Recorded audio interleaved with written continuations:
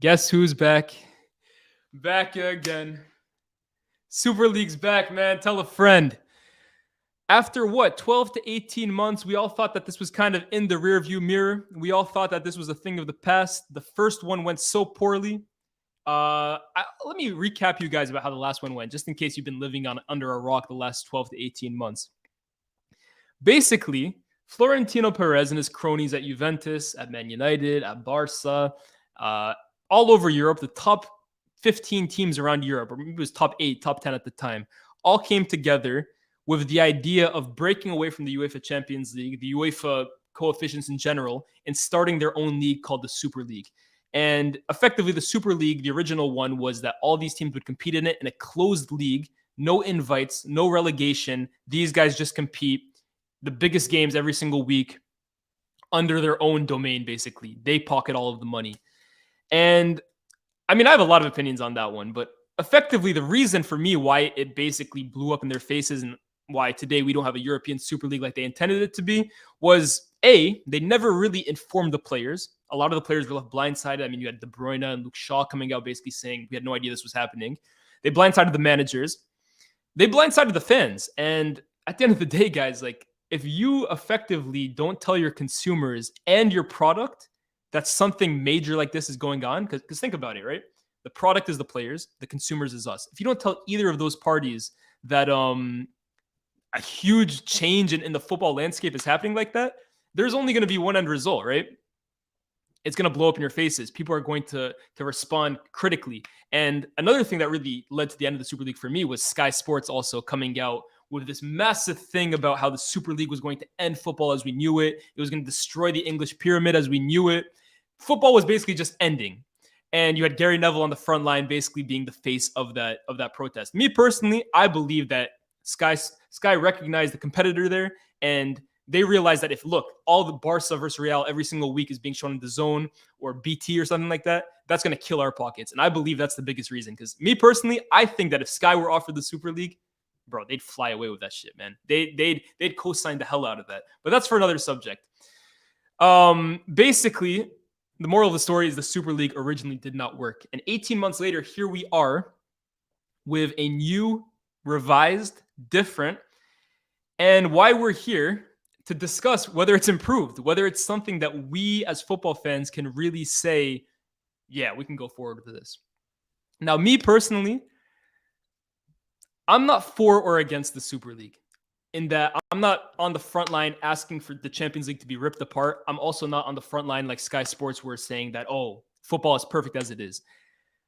I'm a Man United fan, as you guys all know, but I mean, the fact that I'm even doing this European style show shows you guys that I love European football. I grew up on the great Barca teams, the great Inter teams, the great Milan teams, Madrid, obviously, more so in the last few years, Juve, Bayern.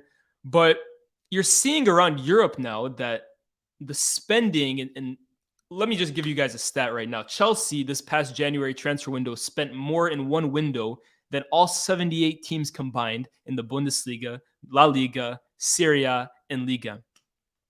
That's just Chelsea. Then you have teams like Bournemouth, who are putting in £30 million bids for Zaniolo, who just a few years ago was considered one of the biggest prospects in Italy.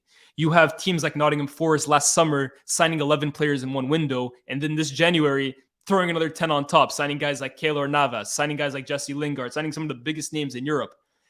All around England, you're seeing effectively the Premier League become what the very thing they wanted nothing to do with just a few years ago.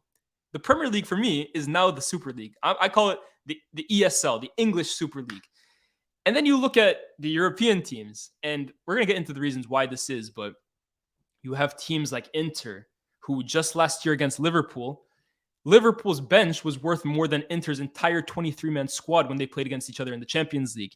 You have teams like Norwich in the Championship. If they win that third place playoff to come up to the Premier League, they make more money than Real Madrid does winning the entire La Liga.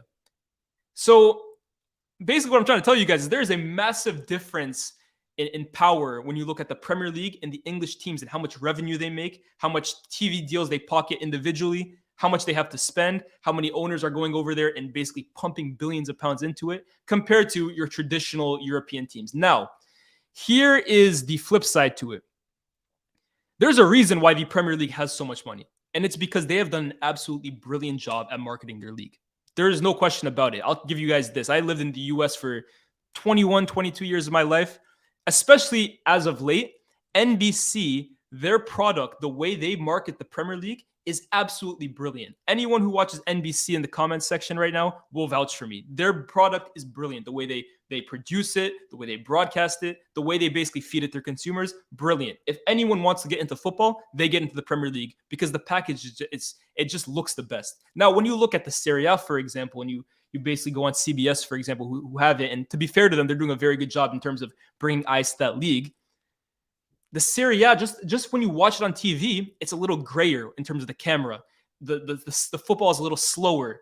The stadiums are half empty at times, and that you look all around Europe, it's quite similar to that. You look at La Liga, for example. Their issue for me is that the last 20 years has been effectively spent looking at their two biggest products in Barcelona and Real Madrid, dedicating all of the TV right money to them, and the rest of the league has basically suffered. And now recently, you look at how much Barca have spent poorly. They're now in a position where they had to flip 4 levers in the summer to even get on a level playing field with anyone else. You look at Juventus. I mean, their story is crazy. So effectively, Europe is not innocent in all of this. There is a reason why they are where they are and why the Premier League is where they are. I mean, there's other reasons too. The fact that the Premier League, the Premier League is in England, and English, is a universal language. That also helps them in terms of marketing. There's different reasons for this, but no matter what side you sit on, what fence you sit on, which team you support, I think one thing we can all agree on, guys, is that the current state of football right now is not sustainable. Like,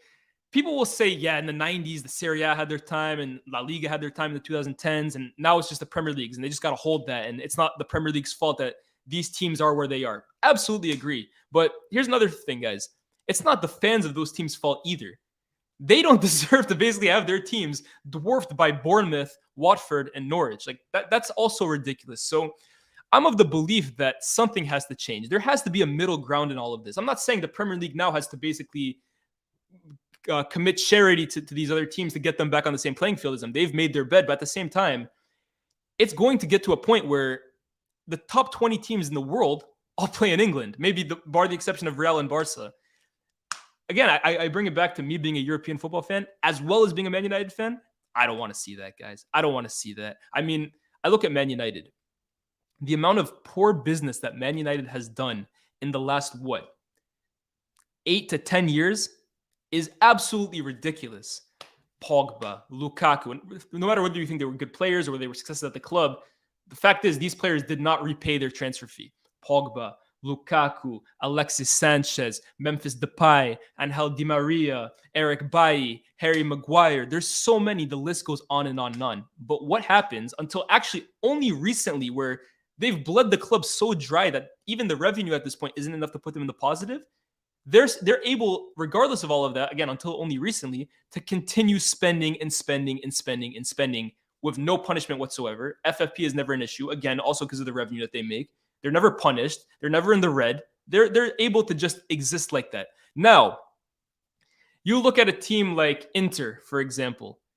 If they make one signing like that, and that signing is a bust, they are finished. There is no way that they can just sell him, make negative profit on it, and then go buy another 70 million pound player. It's impossible for them to do it. They'll go bankrupt. You look all around Europe, and they are not able to make those kinds of moves. The one I basically referenced all the time was Everton, guys. Everton, the last 5-6 years, especially since they got bought by this new owner, Moshiri or whatever his name is. Can you remember the amount of bad signings Everton have made? Andre Gomes, James Rodriguez, Alan, Richarlison, okay, fair enough. He kept them up till the end. But think about all of the big name signings that Everton have made. Sandro Ramirez. I can think of so many that flopped. And again, only until recently, Everton continue going back into the market and spending big. They make negative returns on those players that flopped, and they basically just continue spending because, again, the Premier League platform that they're at, the transfer kitty, the revenue that's always coming into them, the TV deal that's always coming into them, no matter what position they finish in, is guaranteed. You look anywhere around Europe, no team can perform like that. No team can spend like that. So I say all of this stuff to say the way the Premier League is doing things compared to the rest of Europe, while it's great for the Premier League, and we're going to get into why they really shouldn't be saying yes to the Super League, when you think about the balance of power and just balance throughout in European football, I don't think it's a good thing at this moment. I don't want to see Champions Leagues where top teams that I've grown up on and grown accustomed to seeing in these late stages can no longer even compete with minnows because, quite frankly, they've been bled dry by incompetent owners or by incompetent leagues. That's not the players' fault. That's not the fan base's fault. That's not the club's fault. That's directors who have been spoiled or have been greedy. So that's Sigurdsson is another one. Cenk Tosun. Think about all of the names, guys. Okay. So the organizers of the failed European Super League have just announced a new proposal. 80 teams involved, multi-divisional format, no permanent members, minimum of 14 matches per season. So rather than a closed league with the same 8 to 15 teams in it, no matter what, no matter if they win 0 games, no matter whether they win every single game, effectively what you're going to have now is 80 teams kind of split up between 3 different divisions. If you want to think about it, the Champions League, the Europa League, and the Conference League, but I guess they'll be called something different under the Super League's rules. You split those 80 teams up, and it's almost like the NBA. If you guys don't know about the NBA, let me tell you about it. It's basically like a league format where these teams will play minimum 14 games against each other, and it'll probably end up being like the top 8 teams from there basically go into like a playoff system where it's like 1v8, 2v7, 3v5, or 3v6, and 4v5. That's probably what it's going to end up being. So you're still going to have that knockout feel, but you'll also have that league format feel as well, where you'll get every single week the top teams playing against each other. Now, what's also good about this is that the fact is there is relegation. There is not a closed league. It's a very open league. And I think that was the biggest thing that threw everyone off the first go around, because at the end of the day, no matter who you support, no matter you support Barcelona or whether you support Barnsley, sport is about competition, and it's about fair competition.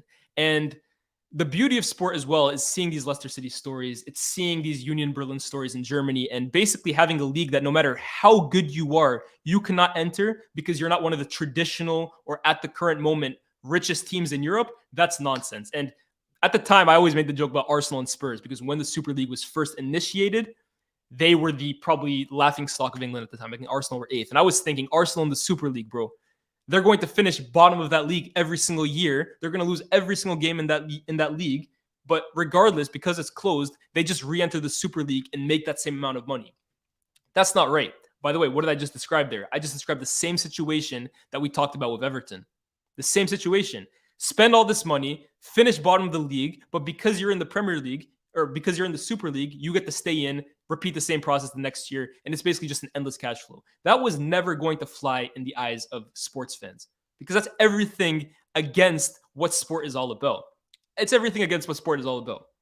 Now, the fact that this new Super League has this open system where teams can get relegated and promoted, and it's more based on merit, I think that's a lot more appealing to the everyday football fan.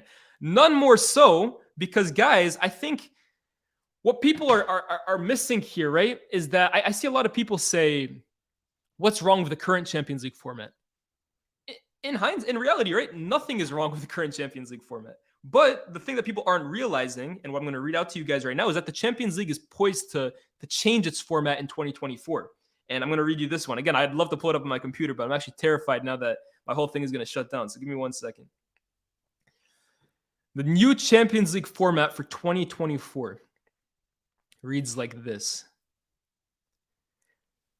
36 teams, 8 group stage games, in a format called the Swiss model. So rather than teams being drawn into 8 groups of 4, as is the case right now, all clubs are placed into one giant table based on points and then goal difference. It's based on the Swiss system tournament used in chess, whereby each team does not play all of the others. The key difference is the chess format decides a game's next opponents after each set of games, whereas in the Champions League, all group stage fixtures will be known at the start of the season. So 36 teams, 8 group stage games.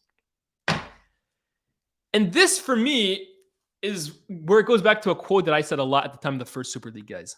What people are really missing here is that in football, and especially in this business side of things, People love to pose it as the good guys. The good guys are the Premier League. The good guys are the FA. The good guys are the pyramid system. The good guys are Sky Sports. And the bad guys are the Super League. The bad guys are Florentino Perez and these European teams that are just trying to pocket all of their wealth. But the reality, guys, is in football, there's no good guys versus bad guys. There's bad guys, and then there's even worse guys. And the job as football fans for us is to decide which one of the bad guys is the worst one. Because UEFA are not innocent in all of this. UEFA are introducing this new system where already, right, 32 teams for me, you get teams like Victoria Pilsen, you get teams like Fenerbahce, you get teams like the bottom of the barrel, let's be real. No disrespect to them whatsoever. And again, they deserve to be in these competitions based on merit, but they effectively make up the Champions League just to make up the numbers and just to provide more games to put money into UEFA's pockets. Sheriff, that's another good example. Bad guys versus supervillains. They're all corrupt. But the Champions League, if you guys initially remember what it was, when it was called the European Cup, was never 32 teams. It was the best team in every league. It was the champions of Spain, the champions of England, the champions of Germany, the champions of France, the champions of Italy. It's thrown in with the champions of Romania when Steaua Bucharest were really good, mixed in with the champions of Scotland when Celtic were really good, mixed in with the teams from Portugal like Benfica when they were really good. It was literally called the Champions League. The champions from each league. And then eventually, okay, you get the top 2 teams or the top 3 teams. And then it becomes really interesting because every single team in the Champions League is elite. And then UEFA realized that they had a cash cow on their hands, guys. If we throw in more teams into the biggest cup competition in the world, there's going to be even more games, which means even more revenue, which means even more TV revenue. But the problem is UEFA profits like 55 to 60% of that themselves.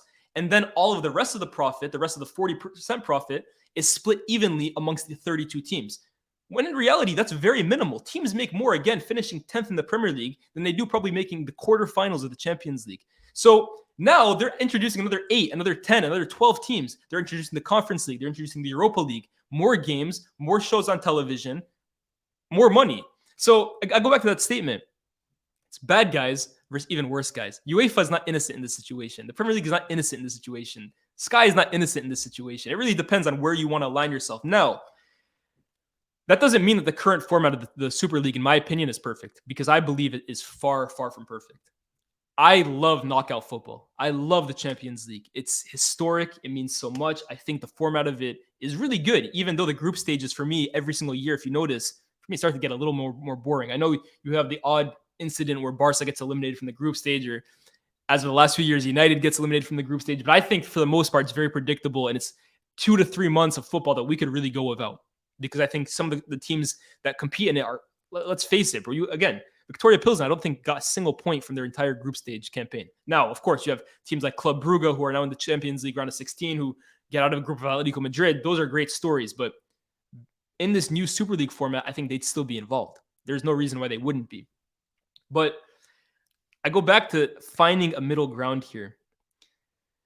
I don't think the Super League is the best idea, although I think there's principles of it that work. But I don't think that the current state of football right now is healthy, man. I do not like seeing some of the biggest institutions in the world with billions of fans around the world struggling to compete with the bottom feeders in England just because their league made good decisions and the other league didn't make good decisions. So I think there has to be a middle ground. I'm going to check out the poll right now, see what you guys are voting, because like I said, I gave you guys that option. Super League yes and Super League no. And truthfully, guys, it shouldn't be as simple a yes or no question. Like I said, there's a lot of nuance involved. There's a lot of sitting on the fence here. But let me see what you guys are saying, for instance. The poll currently reads 41% yes, 59% no, which I think is fair. I think it's fair. Let's go through some of these comments. Let me go back to that original one from Game King 50p. And again, thank you for the super chat, bro. Really, like, for me, this is obviously doesn't go to my pocket. It goes into all of ours. So we really appreciate that. And don't feel pressured, guys, to send super chats whatsoever. We do really appreciate it. It does help the channel grow. It helps us do more stuff, but there's no pressure whatsoever. So we do appreciate it. Game King 50p says the Super League will replace the domestic leagues, and the fact that Real, Barca, and Juve are walking away from the history and traditions of their national leagues is a disgrace. Well, let's tackle this, guys. First of all, no. The Super League, even the last iteration, was never intended to displace domestic leagues. The reason why it became a case of Super League versus domestic league is, again, because the Premier League saw a competitor. They saw someone that effectively was going to be taking the money that they're making, it's going to a competitor. So they basically said, any team in the Super League will not compete in our league because it's going to hurt our product. It's simply going to hurt our product. If Barcelona versus Real Madrid is or Barcelona versus Man United is midweek, the eyes that are going to be on the game on the weekend for them would decrease. They have the best product in the world. They don't want it going to a competitor. So they effectively put into the hands of the clubs, you either don't join the Super League or you're out of our league. And that's all of a sudden where it became a case of fans said, oh, this shouldn't displace domestic leagues. Florentino Perez, in his original statement for the original Super League, never intended for the Super League to displace the Premier League or La Liga or Serie A, et cetera, et cetera. It was intended to displace the Champions League. Super League is a competitor to the Champions League. It was never intended to compete with or displace the original leagues. Now, on the subject of Real, Barca, and Juve walking away from the tradition and history of their national league, again, that's basically what I said. I do want to say, though, that I don't like the fact that Juve and Barca joining the Super League and now all of a sudden having a massive influx of cash to basically erase all of the problems that they've put on themselves the last few years. I'm not a huge fan of that because although, like I said, someone needs to look out for the fans and the players and all such, they shouldn't just have a free get out of jail card, especially Juventus, in my opinion, especially Juventus. Some of the things that they have gotten away with the last few years for me is absolutely scum. So I don't like the idea that a Super League just basically erases all of their sins. But at the end of the day, guys, like I said, the current state of football right now for me is not healthy. So there has to be a middle ground, whether it's the Super League, whether it's a different way. The other teams have to get back on at least somewhat of a level playing field, if not completely, because right now they're just way too far ahead, man. Weston McKennie going to Leeds for $35 million. That's another one I forgot. Or on loan with an option to buy for $35 million. Crazy. Shrill Spade, more matches for overpaid players. Actually, guys, this way would... Oh, I don't know if you're talking about the new Champions League format coming in 2024, the Super League. But again, that's another great point, Shrill Spade. The new Champions League format coming in 2024 would actually mean more games. And De Bruyne has already come out and said it.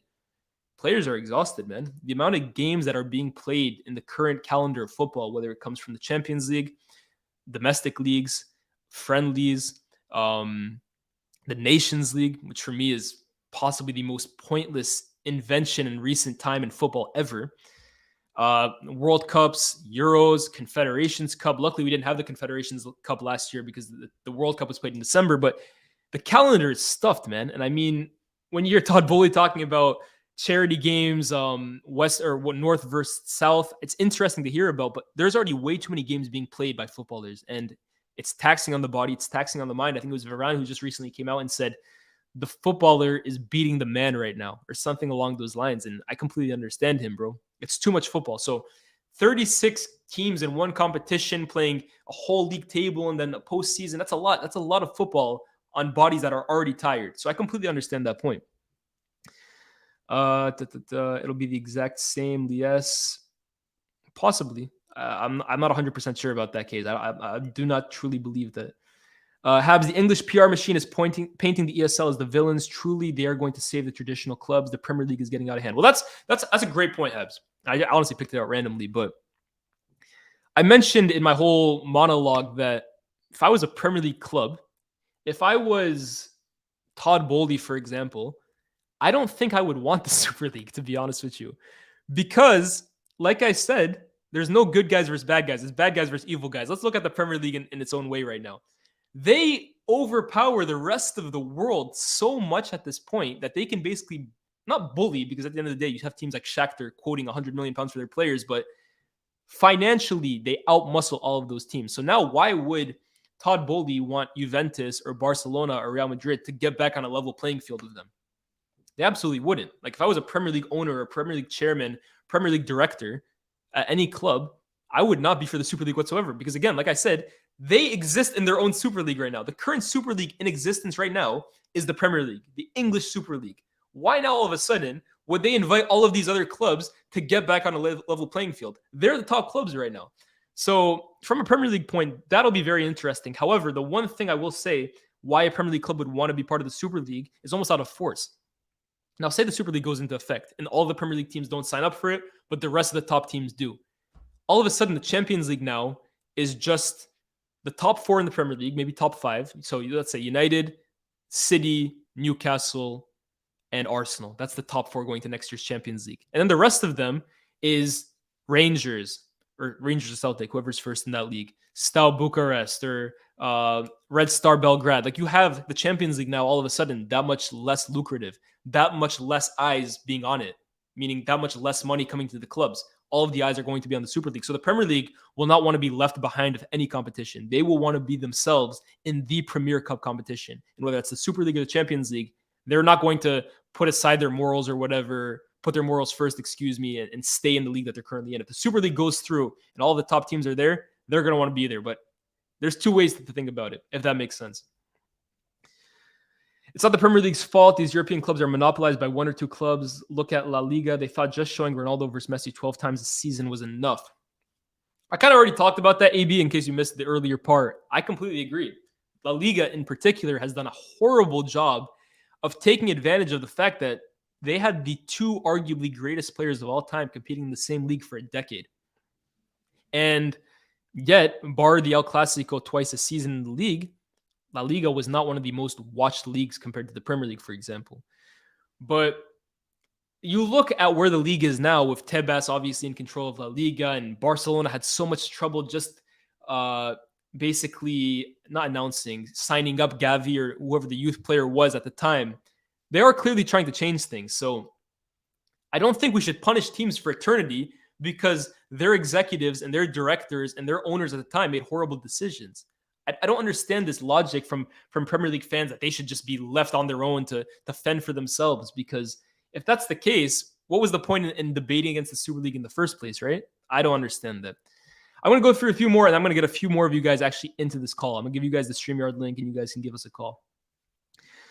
Lias, you mentioned that the EPL felt threatened by the Super League because of the money they would take away, but by that logic, shouldn't the Premier League be mad at the Champions League? It's just replacing the champion. Let me read that again. Lias, you mentioned that the Premier League felt threatened by the Super League because of the money they would be taking away.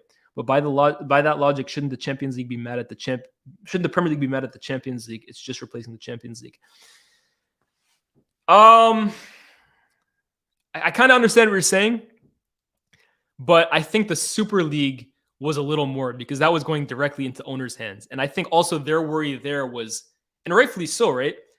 If the Super League teams are directly bringing in all the profit from the Super League, now Man United, if they already weren't making a lot of money to begin with, are making that much more money because they're profiting that much more percentage of a cup competition. Like I said, UEFA currently brings in 55 to 60%, I believe, of the current revenue of this Champions League. The Super League, there is no UEFA. It's the teams that are completely 100% bringing in all the profit.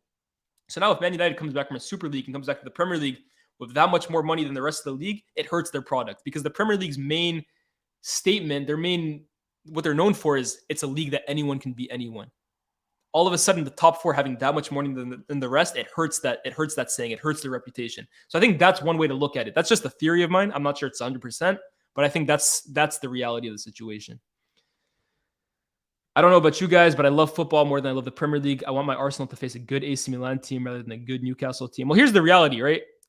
If Newcastle are at that level to begin with, fair enough. But the reality is, guys, Newcastle, we remember them in the last 20 years under Mike Ashley. They were a shit show. They were one of the worst run clubs on the planet. They made awful signings. In fact, sometimes they barely spent whatsoever. It's only because Saudi Arabia has literally come in and influxed billions of pounds, making them the richest club on the planet, that now they can be good.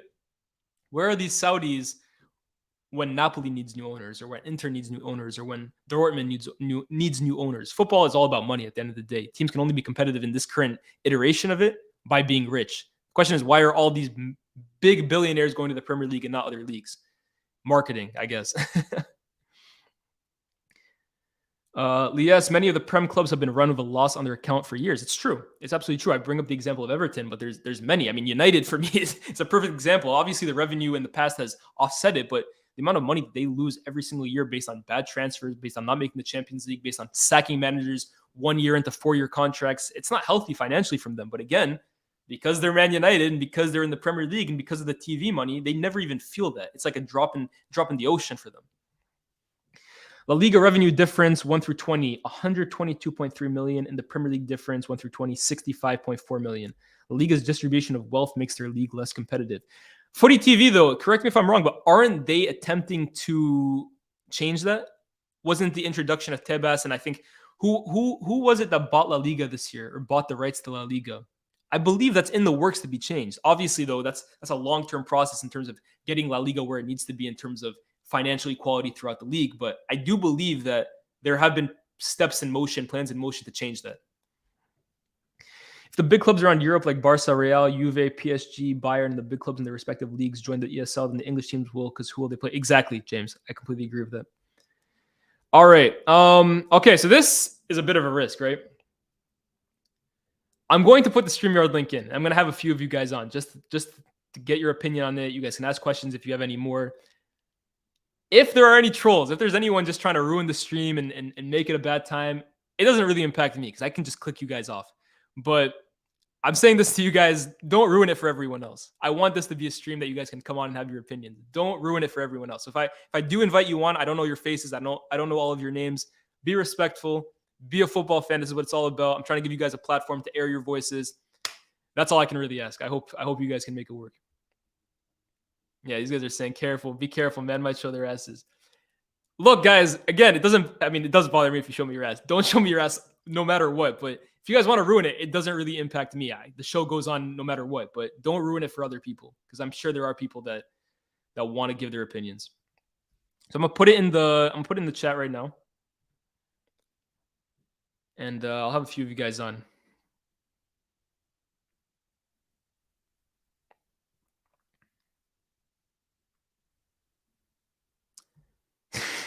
What did I say? You see, guys are saying pause. What did I say? Yo, what did I say? You guys said, be careful, my boy. All right, we'll go with the first one. Salim, I hope I'm pronouncing your name right. Welcome, bro. You are the very first guest. Yeah. Hi, Elias. It's nice. I think you're on mute. Can you hear me? Say something. Can you hear me? No, hold on. 1 second. Go ahead. Can you hear me now? Yeah, I can, bro. Okay.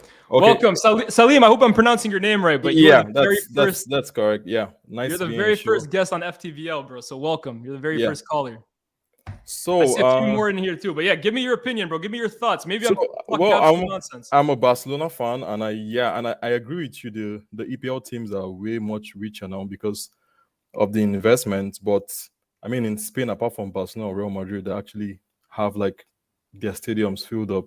Like no other teams have that investment. So I see the point of the EPL teams are making, but at the end of the day, I think the Super League is actually a good thing, because you're playing the best of the best every time, and I think it's just going to be more interesting. But whatever way it goes, like to be honest, it doesn't matter. Like they're all good, But I just feel like it's going to be more beneficial to the bigger teams because they'll make more money. And so at the end of the day, it's a business. And these clubs want to make more money, So, yeah, I feel like it's going to happen. And I guess people are also tired of UEFA bringing up rules every time, So, no, 100%. Yeah. I mean, look, you said you're a Barca fan. I think Barca are one of the most controversial teams when it comes to the Super League because based on just purely on what I'm seeing from Twitter, a lot of people don't believe that Barca should almost have this get out of jail card, which would be the Super League because based on the way your club has been run, and this is again where I go back to the point that fans are not really responsible for this. Players aren't really responsible for this. Barca were poorly run under Bartomeu, under Laporta. I think they're getting back to a sustainable way of running a club. So should they be punished based on the mistakes and the basic borderline crimes that Bartomeu committed the last 5 to 10 years? I mean, but yeah, go ahead. Premier League fans will want to say that Barcelona really shouldn't have the Super League. To that, true, and I agree, and that's why, like, thank God Barcelona is run by the fans, so we vote presidents out when they do not perform well. And I also think, like, part of the issue with Barcelona is not like we do not have cash. I mean, it's only like I don't think they're up to 3 teams that generate revenue up to Barcelona, even as of now. Even in terms of merchandise sales and ticket sales, like our stadium this season averagely is on like 83,000 capacity. So I think the issue has just been the La Liga rule of the 3-1, and it's just very frustrating. Whereas like in the EPL, that rule is not there. So if that rule was not in place, like signing players wouldn't be an issue for us because like the club, I think it's only like Barcelona and few other clubs have as much assets. Like I don't even think Man City have the assets like Barcelona have. It's only like few clubs that have the assets we have. So, and I agree. Like I think we've had some really rough times, and the board has made some stupid decisions. But yeah, it's sad, but life goes on, I guess. 100%. Look, I'm going to Yeah. ask you a few more questions Yeah, actually. sure. I was planning on speaking about Barcelona later in the show, but Yeah, I was not sure. also anticipating to have a Barcelona Oh yeah, fan on. sure. Talk to me the last 10 games winning in a row, Yeah. unbeaten for even more so than that. Yeah. Barca have basically had one of the best defenses, not just in Spain, but in Europe. Yeah. Ter Stegen, for example, really returning Oh to yeah. the previous form. As a Barca fan, I know a lot of eyes were on you guys earlier in the season, crashing out of the Champions League 2 years in a row at the group stage. But for anyone who hasn't really been paying attention to La Liga this year, where you guys are absolutely flying 8 points clear, give the people like a quick breakdown about what Barcelona are all about this year. Okay, so first of all, I would say the Champions League exit, it was due to like the defense. I mean, you can't have Piqué and Alonso in central defense and expect to actually qualify from group stage. So I think not having the defense was an issue. But I think what Laporta has been able to do was, he brought Xavi in. He understands what is expected of him. He knows this season he has to win at least one trophy, La Liga especially. If he doesn't win, he'll probably get fired. So like that's very clear. And also, Xavi has just created a system, and he has the personnel that understand that system because they come through La Masia and they really understand the system. And then we have a much stable defense than which we've now had in almost 7 years. We have really, athletic defenders. And I think overall, like, I mean, I think the only positions we need to improve on, and maybe we have to get Lewandowski improvement. But I think overall, the team is playing well. And I think there's a lot of competition as well because I love Ansu Fati, for example, but he's not playing well. So Rafinha is there. If Rafinha doesn't play well, he knows that Dembele is also going to take his place. So I feel like overall, you have a bunch of young players that are very energetic, and Xavi has a pattern of play, and they really understand it. And I think, yeah, they're actually doing very well. And I'm very confident we'll win the league because whenever Barcelona plays well in the league, we always beat Real Madrid, and Real Madrid haven't retained a league in, I don't know, in almost 16 years, and Ancelotti has never even retained the league in his whole career as a coach. So that's like, I'm very confident would win the league. No, 100%. The whole Real Madrid thing for me is crazy about just in general the last 20, 30 years for a team as dominant as they are in Europe. Like their lack of sustained success in La Liga for me has always been puzzling. And I know Real Madrid fans will argue that, the league is not as important as the Champions League, but still for a club that great, it is a little shocking. I'm going to ask you one more question because a lot of people, we have a big United following on this account. A lot of people want to know your thoughts. Of course, Man United are going to be playing Barcelona in the Europa League next week. With return leg at Old Trafford the week after that. Give me your thoughts on that. Quick prediction on how. I'm really scared of Manchester United because Ten Hag is a very good coach, much better than Xavi. Is more experienced, and like Rashford is on form. You have a good team, you have a good defense. So yeah, I'm worried. Why I believe would win the game because playing in Camp Nou is a whole different ball game. Wide pitch, very difficult to play there, and we'll get the result there. We'll go to Old Trafford. We play 4 in the midfield, so we'll be able to keep possession and hold, frustrate you guys as much as we can. So I think on both legs, maybe it's going to be 3-1. 3-1 Barca. Yeah, 3-1 Barca. Even without Busquets and Dembele. I mean, Busquets is injured, so we'd have Kessie and De Jong, and then we have Pedri and Gavi all in the midfield, and then we have Lewandowski and Rafinha in the attack. So we'll play 4-4-2. Well, my guy, like I said, you're the very first caller on FTVL. Yeah. Welcome. Thank you so much. Whenever we're gonna be having the show once a week. Sure. And I'm always following your page on Twitter, so nice. Much love, bro. Appreciate it. Take care. All right. Talk soon, bro. All right, bro. There. Excuse me. There you go. Yo, how hard was that? Just be respectful, guys. Like I said, don't show me your ass. Don't troll. Just come through a football talk. Next person I got on, my boy, Michael. Yo, what's up? What's up, bro? You tell me what's up. What are your thoughts on the Super League, bro? I've been tweeting about all day. It's been a little mixed. Obviously, I tweeted that I like parts of it, obviously, because like you read the Swiss format for the Champions League. That shit is not that good. Like it throws you off. But then the Super League, you mentioned it. Juve are criminals. Like they're legit criminals, and they're leading the charge for it. Barcelona, Bartomeu, his answer to selling Neymar was spending 142 million Coutinho. So they're trying to get away with it on like cooking their books and stuff like that by using the Premier League's money, pretty much the power of the Premier League and that the Super League would bring to get away with it. So I hear both sides. So I'm a little mixed on it. I don't know if I want it or not. I have to see more of it. Will Man United go in it? So it's difficult. No, 100%. Think about it. I was gonna say, as a Man United fan yourself, they're talking about two Americans that are United fans. Hey, man, look, we always find a way together. But as a United fan, look, we're already under sale. Bids are expected to come in for the club next week. We're hearing rumors of Qatar, Dubai, Saudi Arabia, Jim Ratcliffe. So already there's going to be a major influx of cash going into the club in starting the summer. Forget about in the near future, starting the summer. Now you add the Super League on top of that. Talk to me as a United fan, bro. If United gets the Super League and new owners, how high are you dreaming, bro? Number 7. Hey. Goes to Kylian Mbappe. That's all I'm gonna say. Kylian Mbappe is wearing that number 7. Nah, I'm joking, but now it would be kind of crazy. But I also don't want to hear Gary Neville complain for the next 2 years every day about the Super League because he's gonna be tweeting about it. Even with Qatar, I don't know if you already saw, journalists are already tweeting out about Qatar would take the soul out of Man United and stuff like that. So it'll be interesting because with the takeover news, obviously Jim Ratcliffe is trying to get a bank to help his loan and stuff like that. So it'll be interesting. But obviously, if we get Qatar, I think Cam said it. Don't let us get Qatar because. No, you're talking about Dubai. Don't let United get Dubai, man. Dubai, Qatar, Kuwait, whoever it is, bro. Because then the possibilities are endless. Twitter will break down the day that the Glazers get sold. Because Man United fans, we're villains. We're the villains of the sport. And if we're the villains and then we get unlimited money, the Prem don't want to see us because then it's gonna be dominance again. So. Hey, my guy. Yo, thank you for coming on, bro. I'm gonna have you on for sure again soon. But yo, catch you, bro. All right. Next up. And yo, anyone who knows me, right? I'm a United fan. I got a soft spot for PSG, Barca here and there. But everyone who knows me knows that the team next to United in my heart is Inter Milan, man. Is Inter Milan. Saif, how are you, brother?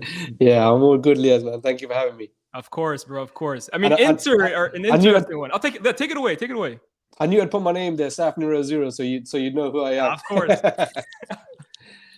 Talk to me, bro, because Inter are really, for me, the team that I always go back to when we talk about the Super League. Because, yeah, Barca and Real and Juve and these teams had money, and for me, they almost like threw it away. Like they were already rich to begin with, but Inter have really been unlucky with like poor ownership. I mean, the last half of the 2000s with Mazzari, they made big signings, but realistically, they couldn't afford them long term. This could really benefit them long term, Inter, if a Super League was going to go on. I think they're one of those teams that stand to improve more than anyone if a Super League were to happen. Yeah, for sure. I think like Inter's, they've always had like money from Maratti's era.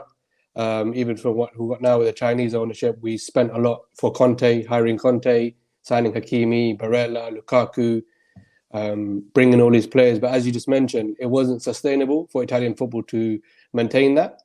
So we only could witness them for 1-2 years, and after that they have to go. We have to let them go. And then Lukaku, for example, we had to let him go, and we couldn't even sign him back. We have to get him on loan. So 12-month loan, and then if he performs well, we'll have to try and sign him back. So there's no longevity in Serie A. So we have to just try and we can't really plan going forward for the long time. So I think as an Italian fan, an Italian football fan, it's something that I do want to see, some sort of project or something to look forward to, because like we're down bad, and it's not anyone's fault. It's not anyone's fault, but the Italian system and the bureaucracy that goes behind building a stadium takes 10 years just to have a meeting for someone, and obviously everyone knows who Juve are and the history behind that. So it makes it twice as hard, but it's not like hands off to the Premier League, right? We're all jealous of the Premier League. Everyone wants to be in the Premier League, and I don't think it's not their fault. It's our own fault in terms of Serie A and La Liga and Liga and not managing their own situation. No, 100%. I mean, you look at Italy as an institution in terms of the last 20, 30 years. you have the racism, for example. I don't think there's a league where racism is still as prominent in the stands from fans to players as it is in Serie A. Like when you talk about marketing a league, that already is a huge red flag for any broadcasters to even touch. Whereas the Premier League, I think, is over the last, obviously in the 90s and the 80s, not so much, but as of late, has a pretty clean record in that regard. You talk about the stadiums, you talk about the pitches. It's really sad, right? Because you think about the 90s and the 2000s, all of the best players played in Serie A, and you look at what's gone on, what's transpired in the last 10 years. Of course, Juve have had success, but it's just, like you said, a complete decline at almost every single level of football. Yeah, big decline, massive decline. I think I grew up on the players like R9, Zidane, Kaká, Ronaldinho, Roberto Carlos, Maradona, Cafu. These are all the world's greatest players, and they never played in the Premier League. So they all came, and majority of the time was spent in Serie A in Italy, because that was the Premier League back in the day. And it wasn't, let's be honest, everyone says Serie A had its time, but there was never a time where the equivalent of, let's say, for example, Bournemouth, I don't know, maybe Parma would never outspend League A, or like spending the same amount as 5 other leagues combined. Like, yes, Inter Milan had their money, and they broke the world transfer record for, I believe it was Crespo, Vieri, R9. But then obviously a few years later, Chelsea did that. Then Arsenal did that. So it's like there was never that sort of big gap as there is today. That's what I think is important to remember. Like, yes, Serie A was big, but there was not this big gap that the Premier League, Champions League has at this moment in time. Like, you're looking at the semi-finalists of the last 10 years, majority of his English teams, and you'll have 1-2 Spanish, and if Juve are lucky, they'd be there. And I don't know, for me, like Champions League growing up, it was the GOAT competition, but now I find it boring. There needs to be some sort of something needs to happen, and I think you said it perfectly. Something needs to give, because none of these big clubs in European football are going to sit there and watch what's happening and not do anything about it. They need to plan, and they also need to move forward as well. No, 100%. I think you just actually summed it up perfectly there, right? Like, people who are outraged about the Super League and ask how can they desert their traditions and their leagues. Guys, were they just supposed to sit around and watch England just kick their ass at every single level of football? Obviously not. Something has to give. And again, whether you agree how they got into that situation or not, they weren't just going to sit there and watch the Premier League dominate all facets of the game. Completely agree. Before I let you go, Saif, obviously in the Champions League, you guys have drawn against Porto. Yeah. And honestly, I think a few months ago, you probably, or most people in general, would have given Porto a fair shot at that time, although they're not completely out of it. Inter, as of late, have really improved under Inzaghi. Obviously, you won the derby against Milan, who they have their own problems regardless. But Inter are really starting to pick up form and look like a team that they were 12 to 18 months ago. What do you think about that tie? Yeah, definitely. I have to give a shout out to my boy Lautaro. He's come back. Everyone clowned him at the World Cup, and you know what? Rightly so. During the World Cup, he was a joker. But since he's come back from the World Cup, he's been on fire. I think it's like 8 goals in 9 games, and he's won the cup for us. Put us in the semi-finals of the Coppa Italia, and obviously scored in the derby. So I think against Porto, it will be massive, and it's important to have two of our biggest players back in Brozovic and Lukaku, who will be a big miss. Like we went to Camp Nou, and in my opinion, we deserve to win at Camp Nou without Brozovic, without Lukaku. And again, obviously, if we can have them too, I fancy our chances to get into the quarterfinal. And then once you get into the quarterfinal, it's a luck of the draw. I think Champions League. I think Inzaghi suits Champions League football more than he suits Serie A. I'd obviously he's a cop merchant. So in terms of like, I trust him to win the Champions League more than I trust him to win a Serie A, basically. Nah, bro, I remember last year against Liverpool. You guys honestly played so well over 2 legs. And I thought the first leg in particular, he coached the masterclass, in my opinion. Just let down by individual quality. I keep bringing up that stat, bro. Inter, their entire squad is worth less than Liverpool's bench. So it doesn't matter how well you prepare, how well you play. At the end of the day, you're playing against juggernauts. But that's, I guess, the whole controversy over the Super League. Saif, I'm gonna let you go, bro. I know I owe you a DM, but we'll talk soon. We talk soon. Thank you. Peace, bro. All right, I'm gonna get one more before we obviously get into the next topic. Who we got going on here, bro? Oh, fair enough. Hello. Can you hear me? Yeah, I can hear you. Yeah, what's good, bro? Who's saying? I'm good, bro. First of all, who do you support? I'm a Barca fan still. Barca. Okay, talk to me about the Super League, brother. No, I can understand from both sides really. I think if you go to your point about Barca not getting punished, if you look at it, we actually got punished because we lost Messi in 2 years ago, and that's because we couldn't really sign his contract.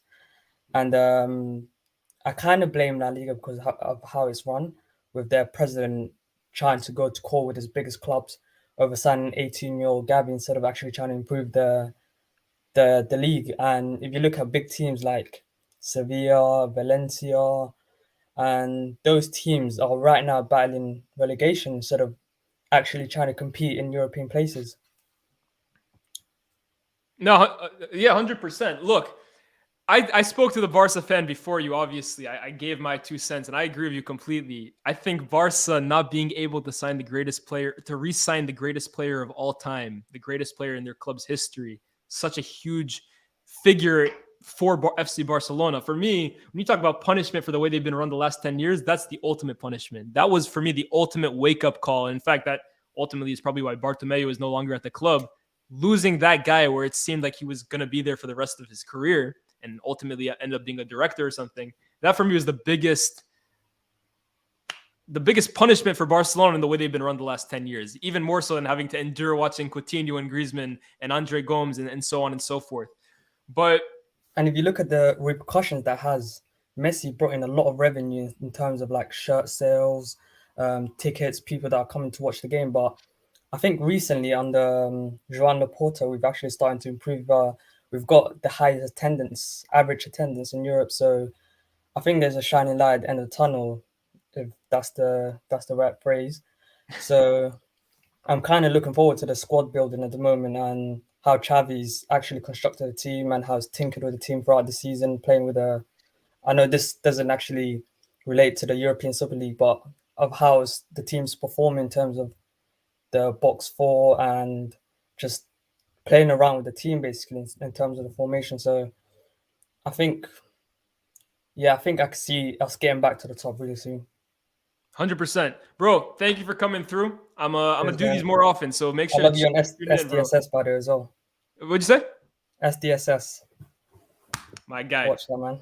Appreciate you, bro. Appreciate you. I'll catch you soon. See you then. Okay, I'm gonna add one more person actually, just because I know who this is. All right, I've spoken to him on Twitter before. Ahmed, how are you, bro? I'm good. You say I got answers. I got questions to answer, bro. Answer. Ask him away. Cancelo. Why do I have to do it to my boy? Why?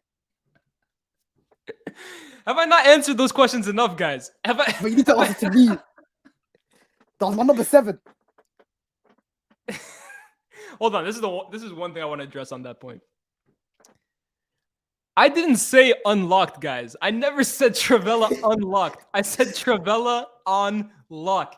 I see all these memes and these people are reposting it and stuff like that. Please, at least if you're gonna clown me, get the phrasing correct. Please, I beg. Another thing. Now Haaland. The 0 touches in the box after you say the quotes. Anyone who knows me, bro, I've been saying I'd rather Arsenal win the league this year than City. So I'm sorry it had to come to this, bro, but this is the way it has to be now. Talk to me about Napoli, though, Ahmed. Napoli.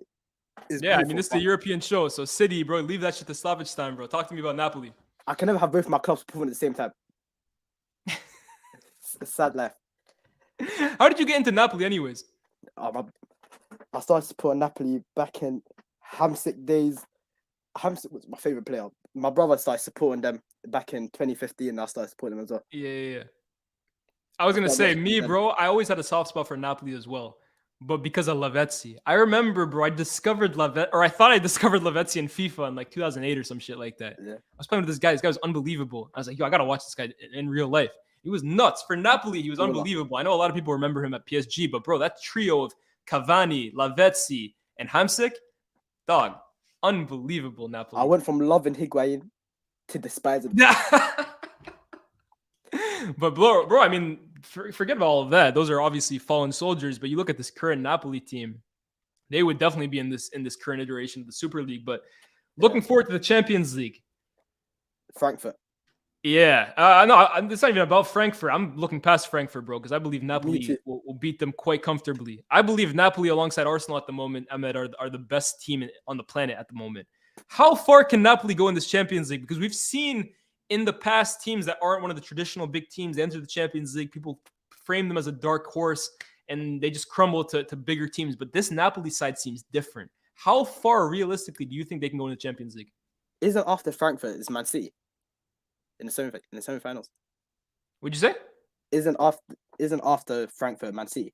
No, I don't think that far has been decided. I think they do round of 16 and then quarterfinal and semifinals. So like whoever you play in the quarterfinal, then you'll know in the semifinal. But I don't think anyone knows who they'll play in the quarters. I think they can go to the final. I have more faith in Napoli winning it than Man City. Man City.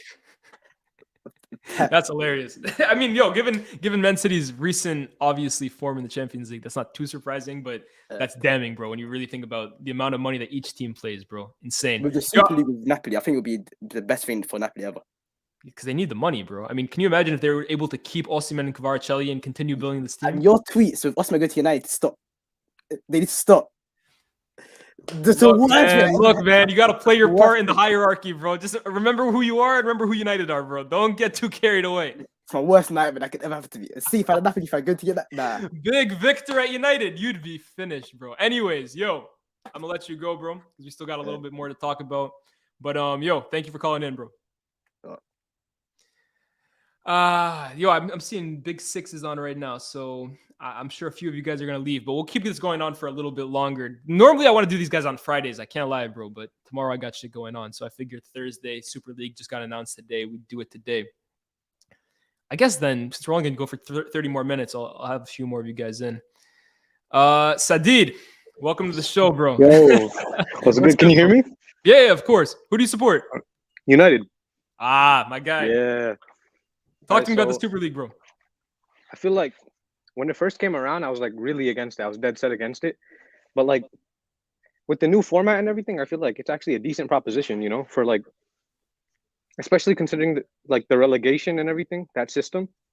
I think it makes a lot more sense than the first time they introduced the idea. So I think I think it's I think it's good for you know, a lot of the bigger teams around Europe, like you were saying, like the Premier League, it's dominant, you know, so these teams need money. Yeah. Nah, absolutely, bro. I mean, look, us as United fans, we don't really have to feel the effects of it. Like I said, we spend so much money, waste so much money on big players, lose them for 50 million less than we paid for them, and it's just a blank slate we can continue buying. So as United fans, we know just how dominant the Premier League is financially. And that's something I wanted to I never you talked about it before, so I never realized that. But like United can spend 100 million on a player like Anthony, whereas if you know, Napoli spent 100 million on like you said, they'd go bankrupt. They'd be fucked. Bro. So no, 100%. It's like they have to succeed. Otherwise, they're basically stuck with that player. They can't offload them. It's just a depreciating asset. Or like you say, financially, they go into financial fair play. They drop down in the league. Shit is crazy, bro. Yeah. I will say this, though, as a United fan. Let me ask you a few more questions. All right. Obviously, the takeover is on the cards. Yeah. Dubai could be coming through. Qatar, Saudi Arabia. Listen. Bring me that Arab money. Anyone, Lebanon, Kuwait. Yeah. Any country, bro. Just bring that money. Who's your first signing as Man United owner if we get bought by big players? Who's your dream signing? Realistic as well, but who would be the one player you'd buy for United this year? It would have to be a midfielder, and I think, honestly, Frankie de Jong maybe. Yeah. You know, I think he'd be a perfect fit in that midfield. No, look, I agree, bro. But the question here is, will he come? We spent a whole year exactly. That's the problem. So maybe I don't know, maybe a Jude Bellingham as well. But those are two different types of players. So. Nah, 100%. But I was thinking actually, right? Jude Bellingham a year ago was definitely completely impossible. But you look at how Liverpool have declined, who were probably the favorites to buy him before this season, and you look now where United are 6 months later under Ten Hag, young project, already for me ahead of schedule, potentially on the cusp of winning a trophy, young team. Why wouldn't Jude Bellingham want to come? I don't think it's out of the realms of possibility anymore. Exactly. But the thing though, Liverpool fans seem so certain they're getting Bellingham. I don't think so though. You guys are ass. Yeah. Why would he Bro, want to listen, come to you? they do this every year, though, bro. You saw the graphics, him, Enzo, Yeah. Caicedo. Come on, yo. They got I'm to like, bro, continue shopping at Oxlade-Chamberlain level, Keita level. Hell, like, know your level. I don't know if I don't know if it was you maybe, but I saw some like holding the chain in front of a Liverpool. There's some meme, I don't know, but That's like 100% what it is, bro. It's the Breaking Bad meme, bro. that's Come on, us bro. when we get Bellingham and we go to Anfield. 100%. Know yourself, know your worth, man. That's what I keep saying to Exactly. Liverpool fans, bro. Yo, I'm going to catch you, though. Thank you for coming on, bro. I'm going to have you on Yo. next time as well. Peace. All right, see you. I will add a few more of you guys. Broski, what you saying? Yo, how we doing? I'm good, bro. I'm good. Yo, I thought I had to, equalize the ecosystem, man, because you had two Barca fans. I ain't seen none of our boys on there. Real, talk to me. Come on, man. You know what I mean? Come on, talk to me, bro. I saw one Barca fan. I said, all right, cool. Then I see another one. I was like, all right, what's going on here, bro? They're taking over. Yo, I was like, oh, where these guys come back one season and it's over for us. No, I was going to say, yo, I got a lot of questions for you, brother, because Real Madrid this season, boy, it all seems so great after last year. You guys signed Tchouaméni. You guys are on the up. Back to reality. As Cam says, uncomfortable conversations. Not uncomfortable, bro. Real uncomfortable right now. Where do you want to start? Ancelotti, the team? Where do you want to talk? Oh, I thought we were going to start with the Super League, but Super League. No, you're right. You're telling me how to run my shot. No, you're absolutely right here. Super League. Because you was asking everyone about the Super League first, didn't it? You're absolutely correct. I completely forgot that Super League was the main point. Super League. Talk to me about it as a Real fan. No, just briefly. I think obviously the first thing we know how that went wrong. You know what I mean? Perez coming on, announcing it on El Chiringuito of all places. I mean, the whole PR of that thing was an absolute mess. You know what I mean? No relegation, all that kind of stuff. Honestly, I just feel the damage is too much now. Do you know what I mean? I think to convince the rest of Europe to sort of get into it, especially the Premier League clubs who have really no incentive to do it. As everyone said, I can't see the Premier League clubs doing it. I think the PR is just horrible. As soon as you mention Super League, I swear people just get shivers. Like, you know what I mean? It's like you talk about the boogeyman, bro. Honestly, I'm telling you, you know what I mean? So even if because this new format of the Champions League, that's my main concern. That's my main issue. I mean, that is just an absolute nonsense. I mean, come on, bro. Like, what is that? A whole 32 teams, some weird league you come play, and then what? A summertime knockout round. They're crooks, bro. Honestly, UEFA are the biggest crooks on the planet. But and this is the problem. But yeah, so I just Super League. My only thing is I think the PR is just horrible. But yeah, let's move on to, unfortunately, to Madrid right now. Oh my God.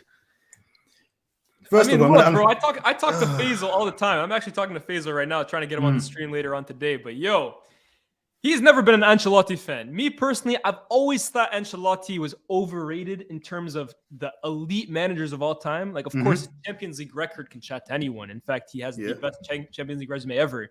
But you look at his league history, and I know last year when he won La Liga, the main talk was, he's the first manager to win the league in the 5 biggest countries in the world. But the reality is, bro, that people forget he's only ever won 1 league title in each of those leagues, and he had the best Milan team of the last 50 years under his disposal. He had a great Real Madrid team. If you think of last season as well, Barcelona were on their knees at the beginning of the season, You forget that they almost kind of came back into it towards the end of the season. You know, if you look at like their points, the second half of the season, it was starting to get a bit competitive. They smashed you guys up at the Bernabeu, bro. I remember. This is what I'm saying. Do you know what I mean? I mean, I'm going to say things that other Madrid fans are not going to like, but it is what it is. Do you know what I mean? For me, Ancelotti ain't it. Do you know what I mean? Not in modern football. And I think going back to the point you raised when you're chatting to the Barca fan about Madrid not defending titles and that's more so to do with the fact that Madrid, do we have a style of play? We don't really have a style of play. Do you know what I mean? It's just win. I don't mind it. And that, do you know what I mean? But it's why we've got more Champions League than league titles, because it's not a sustainable, do you know what I mean? It's not a sustainable format. Do you know what I mean? Yeah, I hear you. For the cup competitions and that kind of stuff. But you know what I mean? Like week in, week out, I don't know how we're going to turn up. Do you know what I mean? Like when we played Mallorca during the week here, oh my God. I was like, this is 50-50. Before the game started, I was like, I don't know who's going to win. And if it's Barcelona playing Mallorca, I know they're going to cook them. Do you get what I mean? I know they're going to cook them. Do you know and that's been the case, bro. Like you said, for years now, bro. Barcelona, teams like Mallorca come to town. They beat them 5-6-0, bro. I've seen some thrashings at the Camp Nou. Again, in the Champions League, they can't chat to you guys. No one can. But I think that's a great point that you brought up, bro. The fact that Real Madrid has never really had a style that they're identified by, even under Zidane. Like, he's the most, for me, flexible manager out there. But listen, there's no core team. Yeah. With Zidane, obviously, Zidane is quite a flexible manager tactically. So Zidane kind of goes by game basis and that kind of stuff. You know what I mean? You know, because if you look at the way we played under the first stint of Zidane and the second stint, where we didn't have that many goals, he was a lot more defensive. It was just based on the players we have, but there's not a real distinctive style of play. And then when you look at it, like I said, we go to hell and back against anybody. Anybody. Like we were playing against Al something, yesterday. Yeah, in the thing, yeah. I mean, it was 4-1, but I watched that game. It wasn't a 4-1 game. It got 4-1 towards the end of the game. But they had like 3 good chances, bro. We go to hell and back against whatever team we play, we're going to hell and back. Do you know what I mean? And we're relying on obviously our top players to get us through the thing. But with Ancelotti, I just feel he's basically, this is sound mad, yeah. It's like a champagne Ollie, if you will. Do you know what I mean? Like, I don't think that's the worst comparison. Again, honestly, like, this is not this 100%, but even last year, bro, there's games, right? Even like the patterns of play at times, it's like they almost freestyle it. They almost make it up as they go along. And that was a criticism I had of Oli, but Ancelotti for me just has such a way of like grasping players and here's another thing. Obviously, there's a lot of differences between Oli and Ancelotti, but Ancelotti, his in-game management, I think that you have to give him credit for it. Of course. Yeah, you have to give him that. But then that's in-game management based on what the hell did you start with? Do you get what I mean? Like, how many times did Camavinga come in second half of games, and the younger players came on to change games? I'm like, at some point you have to change it, don't you? Do you know what I mean?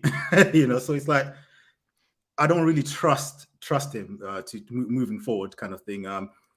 And he's like I said, the reason I say champagne Ollie as well is because his trust in Modric, Kroos, the old guys is too much. I'm sorry. We are not winning anything if Modric and Kroos are starting together. One of them has to be on the bench, because literally on the ball, yeah, it's nice. You know what I mean? They can do what they do, but off the ball, we've literally got 9 men. Our transition defense is horrible because they have no legs, bro. They have no legs. You know what I mean? Anytime I see us pressing, I just think, I call it the suicide press. Our pressing is one of the worst press. Yeah, it's the pressing. Any Madrid fan, a real Madrid fan in here knows our press is the most disorganized press you ever see. You see Kroos running past Benzema and Modric running past Benzema to press, lose the ball, and it's just like gaping. Look at the Barcelona game. The thing with Real Madrid, though, right? Even under Zidane, especially under Zidane, I never saw you guys as like a pressing team, to be honest. And I guess it goes back to like no real style of play. I always saw Real Madrid as almost like a reactive team in Champions League. And in fact, I always make the joke that it's like they don't get out of first gear until like they absolutely have to. They almost just kind of like cruise through games and manage it as they go. And then for me, what won you guys the Champions League last year, of course, on top of having a great defense and Courtois playing the form of his life, Benzema and Vinicius, the most deadly duo on the planet last year. I mean, 42 goal contributions for Vinicius. We don't really have to talk about what Benzema did. We all remember that. This year, I think Benzema, A, has had massive injuries, and B, is on the decline naturally for a player his age. And Vinny, I would probably argue that I think Rodrigo has been better than Vinicius this year. So already on a team that was so reliant on 2 players, for those 2 players to not decline, but not hit the staggering heights that they hit last year, which quite frankly are unsustainable for anyone, bar Messi and Ronaldo, this decline for me was always kind of coming. It is coming. And with the Vinicius decline as well, I think personally, it's more so to do with the structure of the team. Do you know what I mean? Because if you watch on average, when Vinicius gets the ball, he's got like 3 players to go past. Yeah, I mean, Mendy, and he's another champagne. He's a champagne Wan-Bissaka. I'm sorry, like he can't go forward. Mendy cannot go forward. I'm so sorry, like, guys. I'm so sorry. Ferland Mendy, I feel like, because he's bro. French and because he plays for Real Madrid, I feel like gets away with a lot of slander. But if you guys were to realistically watch this guy consistently, I think champagne Wan-Bissaka is the perfect way to describe it. 1v1 defensively has his benefits. I think against Salah, he actually played him pretty well in the Champions League last year. But going forward, this guy is an eyesore, man. Honestly, it's horrible. It's horrible, and I think there's no chemistry between the two of them. There's more chemistry with Camavinga playing a left back with Vinicius than Mendy, and that says a lot. I know Madrid fans are getting all excited about Camavinga playing left back. Oh, look, you can do all these things. Yes, but he's got an extremely high ceiling. But that should be telling us that we got a problem. because he's not a starter. Why does a CM playing left back have To more go from chemistry? Marcelo to Do you know what I mean? Camavinga to Mendy, oh my days, bro. Like, to be honest, our whole fullback situation is alarming this season. I know you're talking about Benzema and obviously Vinicius form, but our biggest problem is fullbacks. We literally, the right back situation, Carvajal is finished. Let's be real. Yeah, it's definitely. finished. Did you see that bit in the Super Yes. Cup where I think it was Balde or someone, Bro, the way he killed him. dusted him? Oh my lord! Even Carvajal though last year, bro, Kuda. I honestly thought he was washed for most of it in the Champions League, Of bro. course, Or only the one- final. The final, he played the game of his life against Diaz. But And the before way that, I look at it, I'm starting to think that horrible. was just Diaz.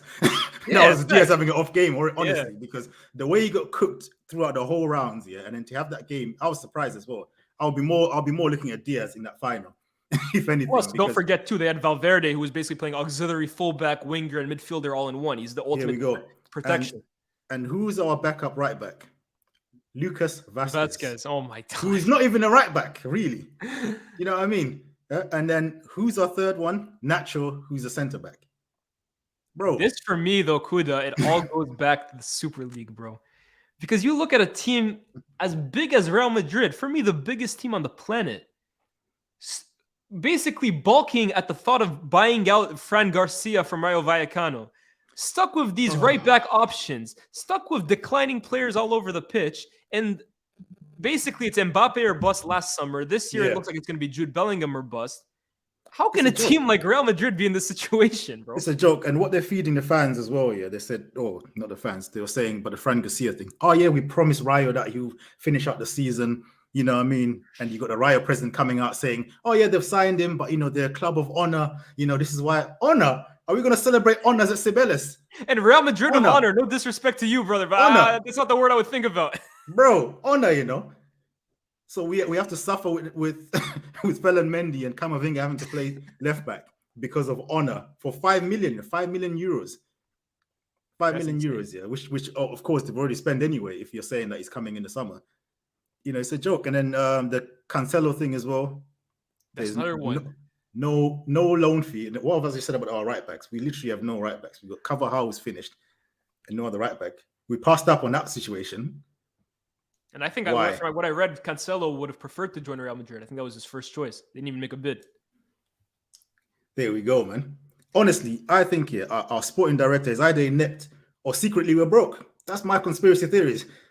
You get what I mean? Kuda, there's a lot of people in the chat basically saying Perez out. My boy Sammy here, he's a consistent viewer. What's this guy's thoughts on Perez? Lias, he has never won back-to-back titles as president. You see it. It's not even Perez for me. Yeah, I know it sounds like I'm just skating it. It's the sporting director. It's Jose Angel Sanchez because he's the one that really makes the sport decisions. The days of Perez signing players, that's the Beckham days and Figo and you know what I mean. Those days, yeah. Yeah, he might chase the odd, teenage Brazilian as we like to do, but really the sporting structure is on Jose Angel Sanchez. He's the problem. He's the problem. I don't really understand what the strategy is. Because as you said, he was Mbappe or bust during the summer, and then look at it, Camavinga and Tchouaméni, who personally for me I think great signings, but really and truly we only signed those players because Mbappe didn't come. Yeah, true. Both of them. We signed them because Mbappe didn't come both of those summers. So what would have happened if Mbappe came? It would have just been what, Mbappe and vibes. And then it would just be those Cruz, Modric, and Casemiro Do basically. you know what I mean? I'm using them until the bone falls off, bro. Crazy. This is what I'm saying. Like, I don't actually know what is the strategy. What is it? It's just Mbappe, Bellingham, and teenage Brazilians. That's literally all it is. Then the It's a young good Castilla point, too, players that we right, have. with the stadium. The stadium as well has taken so much of the resources from Real Madrid, right? This is it. But then there's still, as we said, there are still your Fran Garcias, even Miguel, for example, the other left back. Yeah, Where is he? He should be. You can't tell me he can't be, a bench player. The structure of the team just literally makes no sense. Do you know what I mean? And you're talking about giving Modric a new contract. Yeah, I see some of the fans twerking for Cruz to sign a new deal. We need to move on, guys. It's over. This Cruz Modric thing is over. Let You it guys go. basically you basically You know what I mean?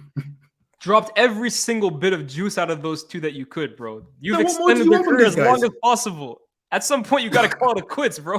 Do you know what I mean? Like, let it go, bro. we got Benzema up front, and who's our backup striker? Mariano. Bro. Mariano. Hey, this Let me guy's ask the you this, biggest Kuta. hustler in football, man. Let me ask you this last question before I let you go.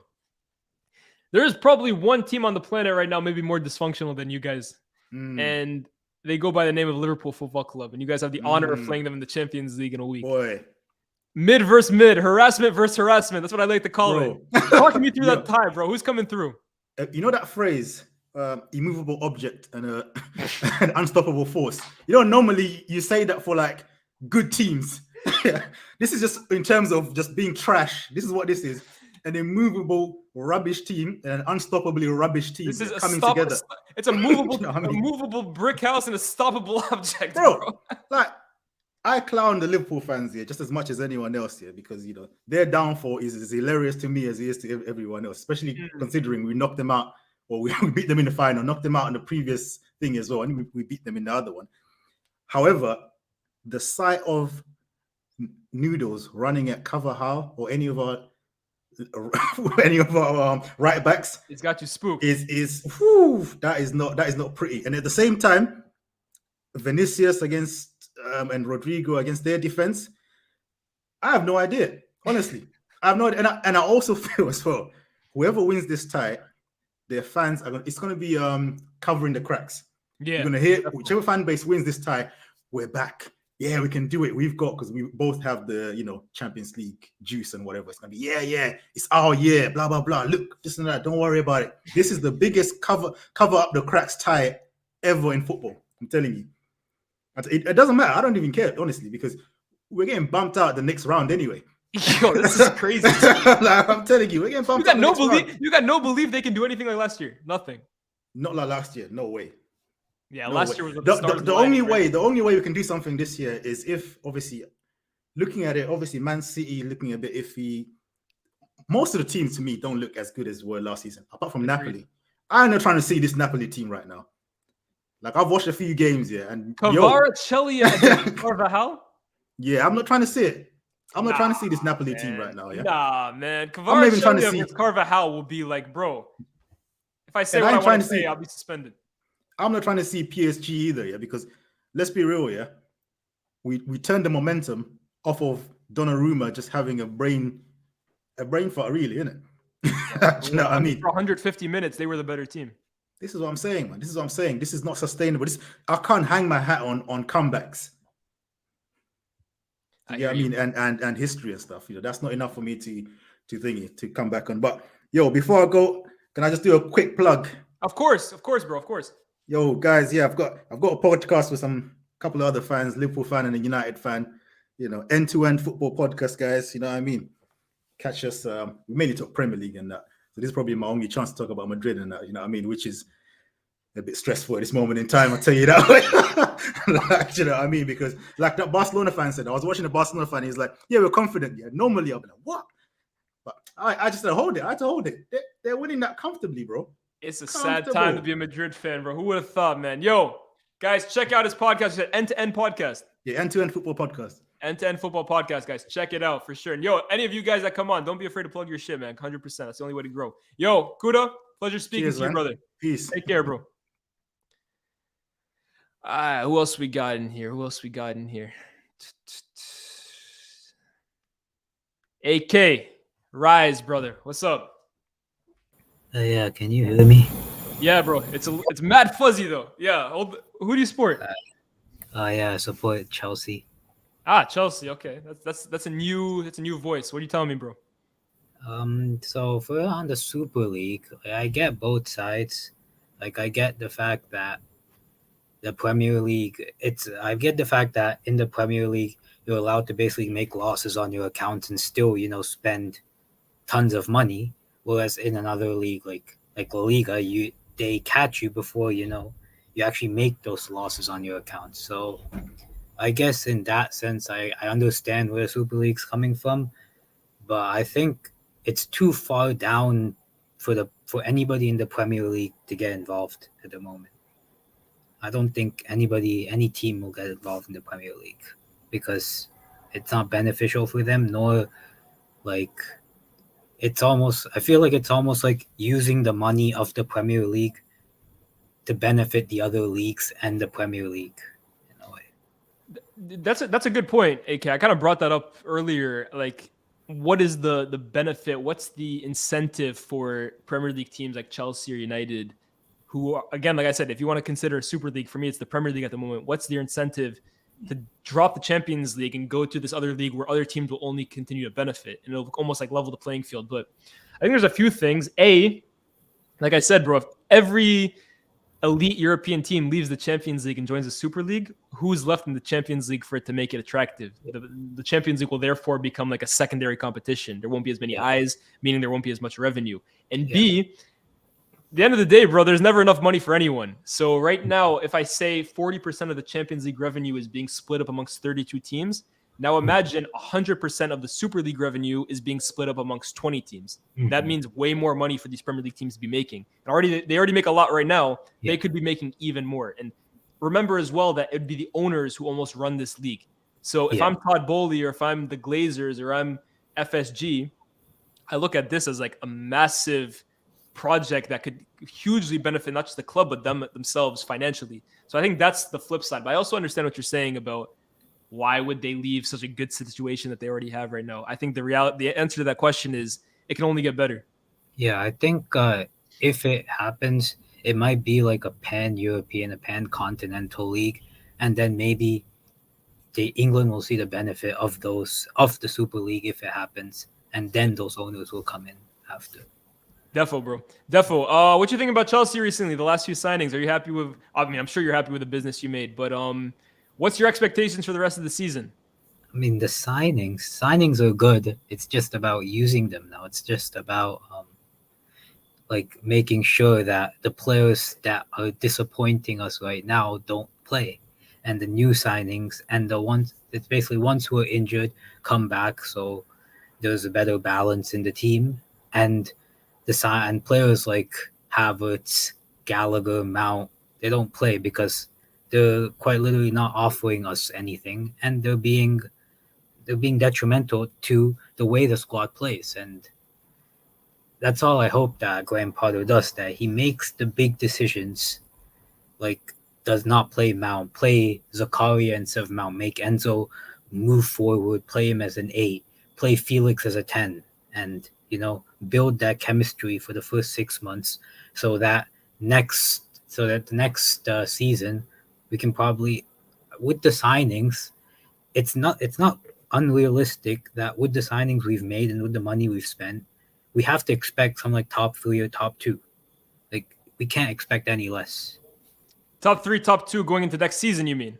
Yeah, with the money you've spent, we can't expect any less. We can't say, oh, we're going to spend 600, 700 million plus the summer, and our objective is 4th. It just doesn't make sense. I'm with you, bro. I'm with you. And for me, I keep saying it, right? Like, Graham Potter, for me, will get the rest of the season for sure. He'll be given next season, but I think next season he'll be under massive pressure, and it's up to him to really get all these pieces going. Because, like you said, bro, you don't get trophies for winning the transfer window. You get trophies for putting that transfer window into a good team, into a good system, and into a successful winning machine. So it'll be up to him to kind of get all that together.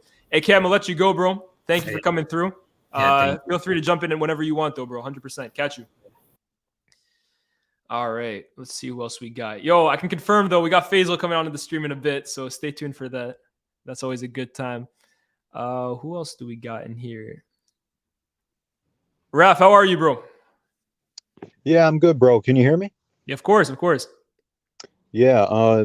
By the way, you lived in, I know it's slightly off topic, but I'm in New Jersey right now. Are you in New York for a long time? Yeah, bro. That's where I actually grew up, upstate New York. But these days, find me in Europe. Oh, that's cool. So fellow U.S. living, formerly for you, United fan, because I'm also a Manchester United fan. So yeah. I guess we'll jump straight into it about the Super League. When it first came out, like going on 2 years now, I was very much against it, and I got to say, not a lot has changed. I'm still pretty much against it. There's no doubt, like, it's a more, how do I say, like, appealing prospect now than it was 2 years ago, where no promotion, no relegation, just a closed league, And I think Gary Neville was right. It would have shafted the English pyramid pretty much, because they would have been banned from the league, whereas now they're not. But I still think it's just the Champions League for me is still the most prestigious competition in all football right now. So I'm not for it in terms of the Super League replacing it, because although I do agree the argument against it now is that you look at the rest of Europe and yeah, Inter Milan, Juventus, Barcelona, Real Madrid here and there, but in general, financial wise, yeah, they cannot compete. That's just a fact. But again, I think it has to go back to, and I think you mentioned this before, the Premier League played it right years ago in terms of their marketing, how they wanted to market their league, how do they wanted to distribute the wealth. Serie A and La Liga in particular, as you said, 10 years ago, all right, you look at 2009, 2010, all of a sudden, Jose Mourinho, Pep Guardiola, Cristiano Ronaldo, Lionel Messi, they have 4 of the most talked about people in the sport at the time, all right? Messi, Ronaldo stay there for 10 years, and then that's what La Liga made it, is they made that league. They said, to hell with the rest of this league. It's just going to be Jose v Pep, Messi v Ronaldo, and then Benzema, Bale, all these people come later, Suarez, Neymar. And they have, like, as you said then, they couldn't really attract a ton of viewers then. So what happens when those people leave? Then it becomes a league where pretty much Lewandowski is absolutely on fire at the moment, and who's talking about it? So I think exactly that's kind of a shame, because I'm not one of those people that's like, oh, I only care about United, and if they're not playing on a Champions League night, I'm going to watch it. No, like for me, it was years, elementary school, middle school, come home Tuesday, Wednesday, 3 p.m. kickoff in the Chelsea v PSG, freaking Juve v Barca. Like I enjoy that. But the Super League for me, when these teams play each other every week, it'll make it less appealing. The great thing about Manchester United versus Real Madrid is that a decade ago is the last time we played them with the whole Nani red card. If this game was happening week after week after week, then for me, it would just take the shine off it. So yeah, that's that. I think you make a lot of great points, bro. I don't disagree with a whole lot of what you just said. I think the one thing I didn't really mention in the stream is that, look, the allure and the rarity of these fixtures happening, like you just said, obviously, I think we've seen Chelsea, PSG. I think I've played each other like 5 times in the last 5 years. But for the most part, United are playing Barca in a cup competition in next week. That only happens once, every 3, 4, 5 years. That makes it that much more interesting. So I completely understand that. However, talk about the Champions League and how much we love it and how great a competition it is. The fact is, this version of the Champions League will cease to exist as we know it, Super League or not, because in 2024 they obviously have the plans to translate into the Swiss formula. Well, knowing that now, and again, I'm with you, the Super League doesn't have to be the be-all, end-all. It shouldn't have to be, as fans, deciding between Super League and 36-team Champions League. Where is the middle ground for you? Because like you said, I also want to see the great European teams arise. Does it have to happen through the Super League? No, but what for you is the solution if it's not going through the Super League?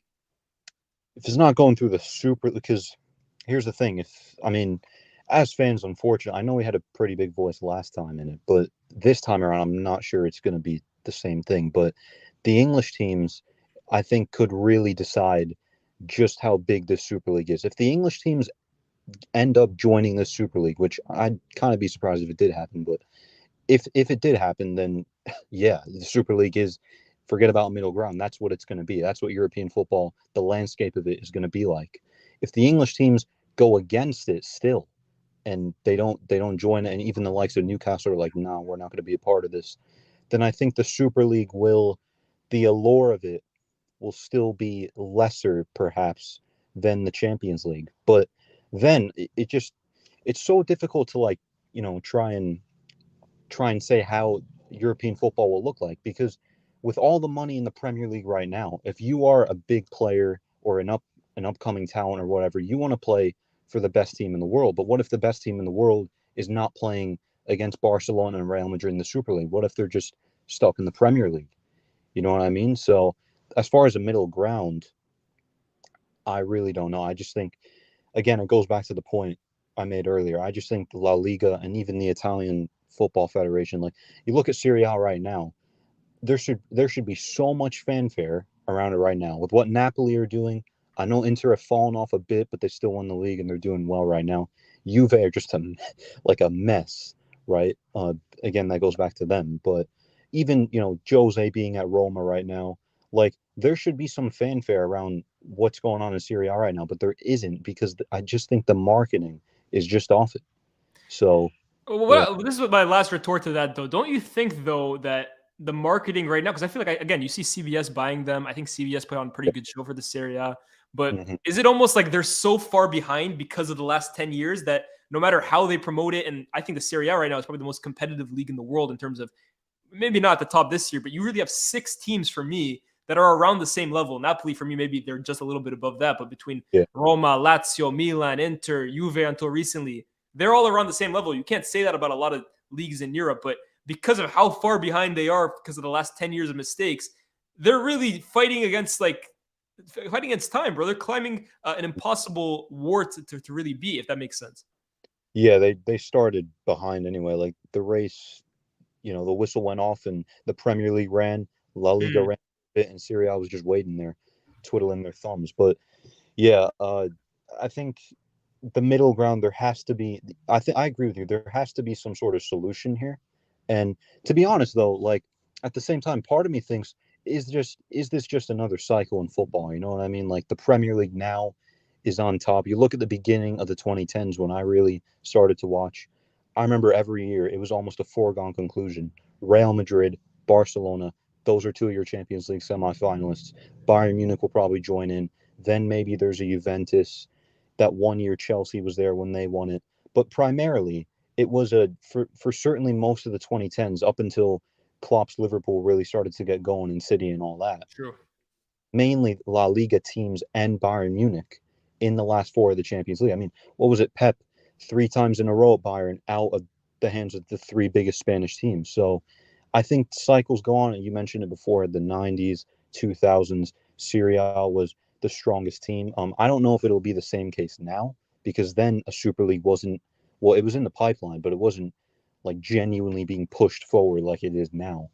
So we'll see, I guess. But again, I just think if it was up to me, I mean, as a United fan, again, we're not going to really be totally affected by it. Yeah. Yeah, but although you never know, could it be possible that one of these English teams wants to join in and the other 5 say, no, we don't want to? But that's when it gets interesting, right? Exactly. Because I think part of the reason why the Super League fell apart in the first place was because you had City pull out. Then Chelsea are like, yeah, we don't want it either. And then from there, it was just a domino effect. So, yeah. 100%. Bro, Raf, appreciate the talk. I think, you've probably been the person that's come on with the most knowledge on this subject. And I think you made some really good points. Thank you for coming on, bro. And I'm going to be doing this once a week. So make sure to tune in, bro. And I'll have you on again for sure. Absolutely. Thank you, bro. Right. Catch you, bro. All right, let's get this guy on. How the tables have turned, man. It's not me going on your TikTok lives anymore. Welcome, bro. What are you saying? I'm good, bro. I'm good. Talk to me about the Super League, brother. Before we talk about your bum club, talk to me about the Super League. I can't lie, man. I want it to happen. For someone who I've had enough of this English Premier League domination. You guys have got all the money. You guys have got all the star power. You guys got everything. I want to eat as well, bro. I want to eat. It's empty. Bro, I've been starving. Ever since Ronaldo and Messi's left, I've been starving, bro. Let me eat. Serie A has been fasting for the past couple of years. We need to eat, bro. Like the moment I knew the Premier League was another level, it's when the likes of the wonder kids like the Solimiano from Rennes went to Bournemouth, bro. Southampton, not even Bournemouth. Southampton, that's what I mean. Danilo, Joao Gomez, like the Brazilian starlets. Painha rocking up at Fulham, bro. Bro, that's why I knew you man had the money. Like Unai Emery left a team that finished in the semis of the Champions League last season. And he's trying to fight for top 4. And he went to Aston Villa, who at that point, when they sacked Gerrard, I think it was 13th, 14th? Bro, give us a chance. Battling relegation. I want to eat. Why my bowl empty? Bro, I've got cereal with no milk. Let me eat, bro. Your dry ass food. Look, I mean, Real Madrid, obviously, you guys have been the biggest pushers of this, obviously, because Perez, this is basically his brainchild. Like, this is his ultimate idea to save European football and bring Real Madrid back to the pinnacle of football. Let me backtrack, though, to 18 months ago when this original idea came to play. Were you as, like, strongly for it at the time as you are now, or was, like, the idea of no relegation for you kind of like, maybe not, or did you just not give a shit because Real Madrid were going to benefit? I can't lie. I looked at it from the perspective of the lesser teams, innit? Like there's no passion, there's no the rivalries, there's no excitement if someone gets promoted, if someone gets relegated. But I can't lie. You know that meme. Let him cook. You're asking me if I know that meme. Do you know what you're talking to right now? Hey, Paris had that vision 18 months ago, and everyone made fun of him. Everyone said, you know what is he talking about? He's just doing it for money. He's doing this and that. But he saw the vision 18 months ago that the Premier League was another level compared to every other league. He knew it. Like he knew where the pattern was. And bro, look at it now. Honestly, you know how usually like you are one of the people who say Casemiro and McTominay, like the distance in level, yeah. Premier League, bro, is there. All the other leagues are literally like it's no, that's no competition no more. Bear in mind, we won the Champions League last season. It doesn't mean anything. Premier League is still top. 100%. You could argue, bro. Chelsea, City, and Liverpool all outplayed you in those Champions League games. Like it wasn't for like lack of quality. Nah, bro. It's the I feel like the Premier League is taking another level, and even if you remember the Barca Madrid days, the Messi Ronaldo days, La Liga wasn't as strong as in terms of financially wise. It's not as strong as the way the Premier League is now, man. But nah, listen, Serie A needs to eat. That's why Agnelli, bro. That's why Agnelli and Nedved was part of it, bro. They wanted it as well. They needed that shit. You guys want it. Juventus need the Super League, bro. They need Laporte, bro. Laporte from Barca, bro. He was craving for it as well. But now, of course, he's finally taken Barca. I think he came out today and said, you know what? After pulling 8 levers to sign 10 different players, Marcos Alonso included. Yeah, now they're finally okay. Hey, bro, I'm telling you, but I can't lie. Listen, now, Perez, I'm sorry. Like, you know what? What's that mean? But you know all the memes, fam. You know what? I wasn't familiar with your game, fam.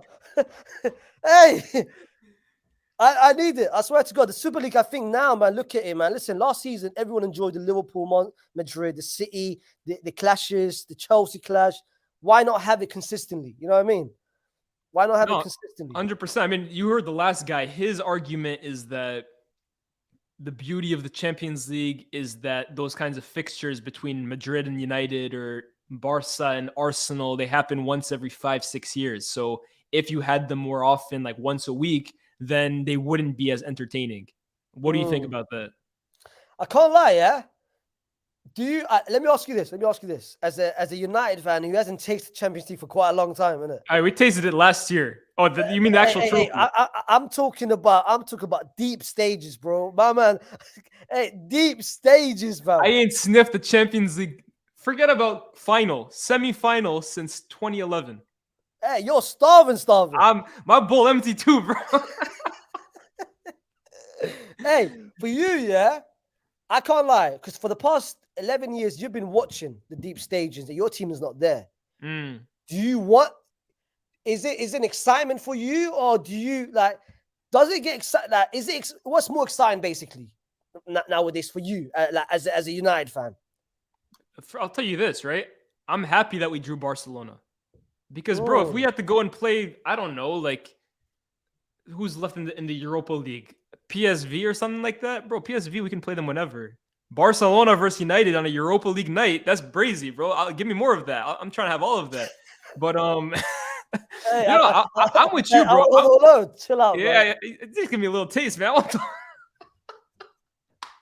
I live for these kinds of fixtures, bro. For me, that's what Champions League used to be about, Faisal. You weren't in the show when I said this, but people forget that the Champions League in the 90s and the 80s was literally back when it was called the European Cup, but that was really when it should have been called the Champions League, because it was the best team in England, the best team in Spain, the best team in Germany, the best team in France, and the best team in Italy mixed with other teams. There weren't 4 teams or 5 teams from each country competing in these competitions. It's only when UEFA realized how much money this competition could make that they thought, yo, if we add 32 teams and have this many games a calendar year, we're going to make more and more money. So let's expand it. But the Champions League these days, bro, you look at teams like Sheriff. You look at, I know Sheriff beat you guys last year, but they're not competing. You look at teams like Victoria Pilsen. You look at teams like Ferencvaros. They just make up the numbers.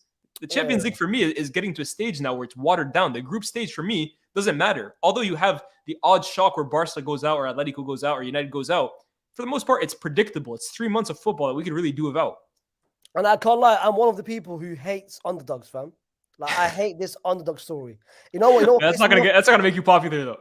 I don't care, bro. I don't care. You know what? You know what pissed me off the most? I'm a flip it to the World Cup when Croatia beat Brazil. I was hoping and praying that I was gonna see Messi and Neymar, and I see a boring semi-final. You know how much it pissed me off? It's same. It's the same as last season. Bayern and Villarreal. I can't lie. I was hoping to see a big like Liverpool, Bayern, Villarreal beat Bayern. I was hoping to see a semi-final between Bayern and Liverpool. But I'm with you 100%, bro. I'm with you 100%. And it's not the right thing to say, right? Because again, sporting merit, and we wanted, like, Leicester's story is beautiful, but I'm with you 100%. Like, it broke my heart. Obviously, not only because I like Neymar, but like Brazil, Argentina World Cup semifinal, the storyline writes itself, bro. It would have been an all-timer game, even if those two weren't there. I'm with you 100%. Liverpool versus Bayern. It's a more appealing Champions League tie. And I get, obviously, like, you have to win your games. Like, Bayern do not have a God-given right to be in the Champions League semifinal. I get that. But I'm with you, bro, 100%. Like, I live for those kinds of fixtures. So, I mean, we're going to have Valence on later. They're waiting in the back room. But they said in the chat, Liverpool versus Man City every season from 17-18 to 21-22. They played twice a season every year. It was always entertaining. No one ever thought, oh, I don't want that game this year because I've watched it so many times. They're like, nah, give me more of that shit, bro. I know it's crazy as well. Since 10-11, the iconic Pepe red card Clasico semi-final. You remember that disgrace of a performance. Sending out Pepe.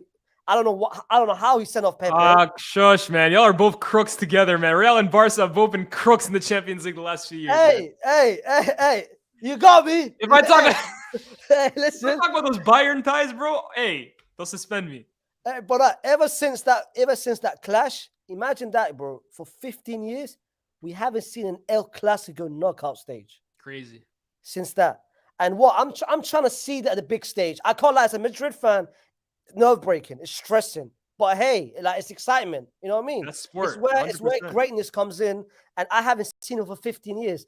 I don't want none of this Sheriff thing. Schalke. I'm playing Schalke in the Ajax, bro. Come on. Shakhtar. Okay, hold on. No. You're going too far. I'm playing Shakhtar every single year, bro. Shakhtar, okay. I've had enough. I see Shakhtar more than I see my family, bro. I've had enough, bro. Like, enough, man. Listen, I want to see the big games. I want to see the excitement. I get it, like underdog story. I get it. Like, I put my hands up. I get where you're coming from. The emotion, the money. Like, listen, the lower teams, if they play the big teams, they're getting paid. They're getting paid, sponsorships, the TV rights, they're getting paid. I get that. But I'm not trying to see it from a neutral standpoint. You know what I mean? From a neutral standpoint, I don't want to see that. At the end of the day, Faisal, right? Football is about entertainment. Sport is entertainment. So no matter what anyone wants to say about underdog stories, like, entertainment is what we're all here for. We all want to watch the best spectacle. And again, you pay money credit for to that. Villarreal, but bro, that Villarreal tie last year at Anfield, for example, was a snooze fest because it was just one team was clearly better than the other. Croatia, fair play for being the underdog against Brazil, but you saw once they come up against a real ass team, they got their ass sent packing, bro. So I'm with you, man. But no. But yeah, going back to your point, Super League, Perez. I'm sorry, man. I'm sorry. I should have trusted your vision. Hey, there were a lot of Madrid fans though cooking Perez, not for the Super League, but they're unhappy with the way the club is being run. And I know I'm going to transition this really into Madrid this season. I'm sure you, of all people, had way more higher expectations of the season. Maybe not to win the Champions League like you did last year, but the decline from a team that won a Champions League and league double last year to a team that by February could already be out of the title race, 8 points behind Barca. The Champions League, I mean, you might beat Liverpool just on virtue of Liverpool being even worse than you guys, but I don't think either of us expect you guys to go too far in the Champions League. I mean, there's a lot of reasons for it. We're gonna talk about Ancelotti. We'll talk about Perez. We'll talk about a lot of stuff. I mean, you know what? We'll leave that whole conversation. Maybe we do a show, me and you together in the future. But give me your current thoughts on Real Madrid right now, bro. Bro, I'm depressed. You know how Fu watches Liverpool, and he watches Liverpool, and you know what? Actually, no. Let's not talk about Fu. Yeah, I heard enough about Fuizzi. I can't lie. I've seen too much of Fuizzi the last week. By the way, big up. Hey, that episode was elite. Big up, bro. Did the new one come out today, or is it coming out tomorrow? Coming out tomorrow. All timer. Oh, the second one. Bro, back to back. The first time was so nice. Hey! The first time was so nice. I had to do it I twice. had to do that twice. Nah, big up Fuad and Fuizzi though, bro. They killed that shit. Hey, he's next level. But nah, Madrid, bro, I'm depressed, bro. Ever since the World Cup. And the thing is, a lot of like the true Madrid fans, innit? Not the casual Madrid fans who check the results and the people who actually watch the game. We've been poor, bro, since October. Like, we haven't been great since October. But October, we were very fortunate. We won a couple of games. The Barca game, I don't know. We went from beating Barcelona 3-1 at home. And by the way, we destroyed Barca. It was a convincing performance. Ever since that game, bro, till now, first of all, the players' performances have all dropped. Ancelotti doesn't have an answer for anything. He doesn't have... you know my agenda with Ancelotti. You know where I stand with Ancelotti. I've always said this to you. He does not have a game plan.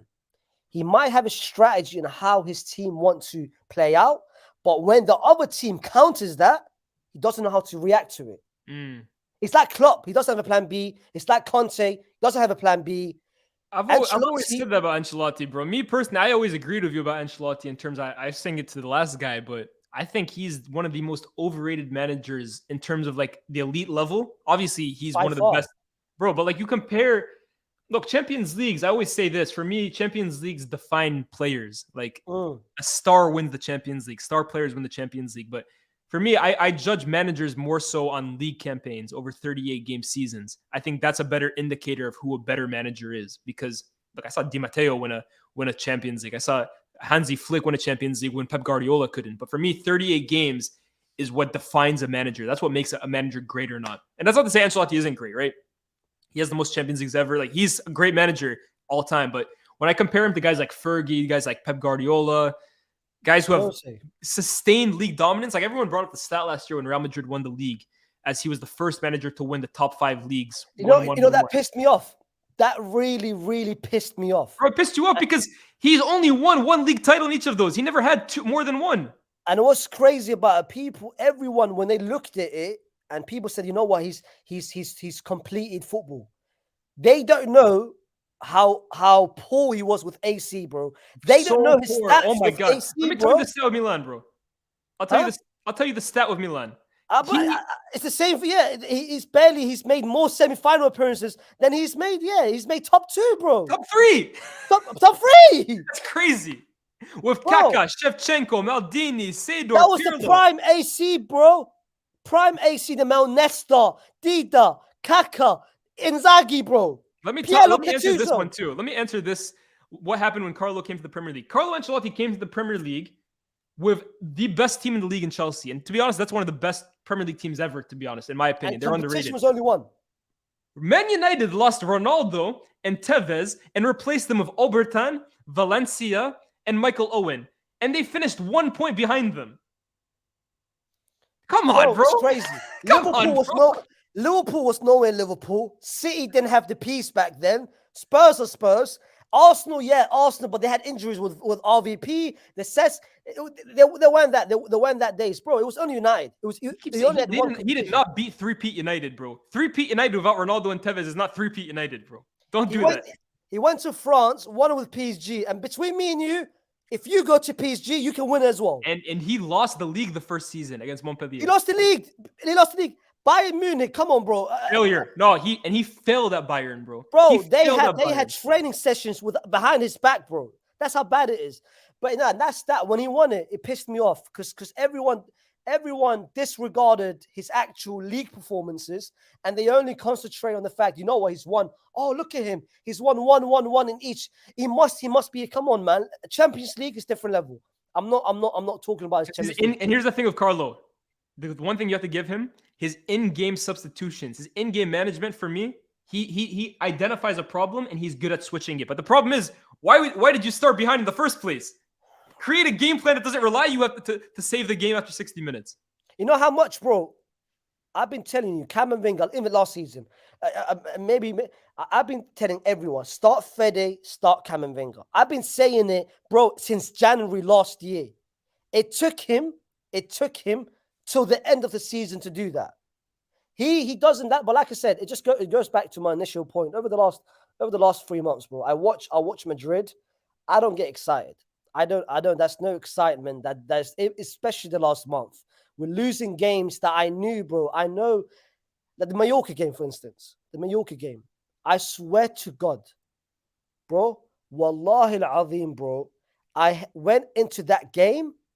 I tweeted, "This is a good team." I tweeted it. This, you know what? This is a good team. But I knew the moment we played and the moment that we conceded the first goal within the first 5-10 minutes, I knew, wallahi al-azim, I knew we weren't going to come back. I knew if that was Barca, Barca would have beat them 5-0, bro. Barca would have gotten their Pedri 2-0, first 10 minutes. We are now, the game against Al Ahly yesterday, bro. I watched it. If anyone tells you, you look at the score line, you look at 4-1, you think, oh, wow, dominant performance by Real Madrid. Amazing. They're back.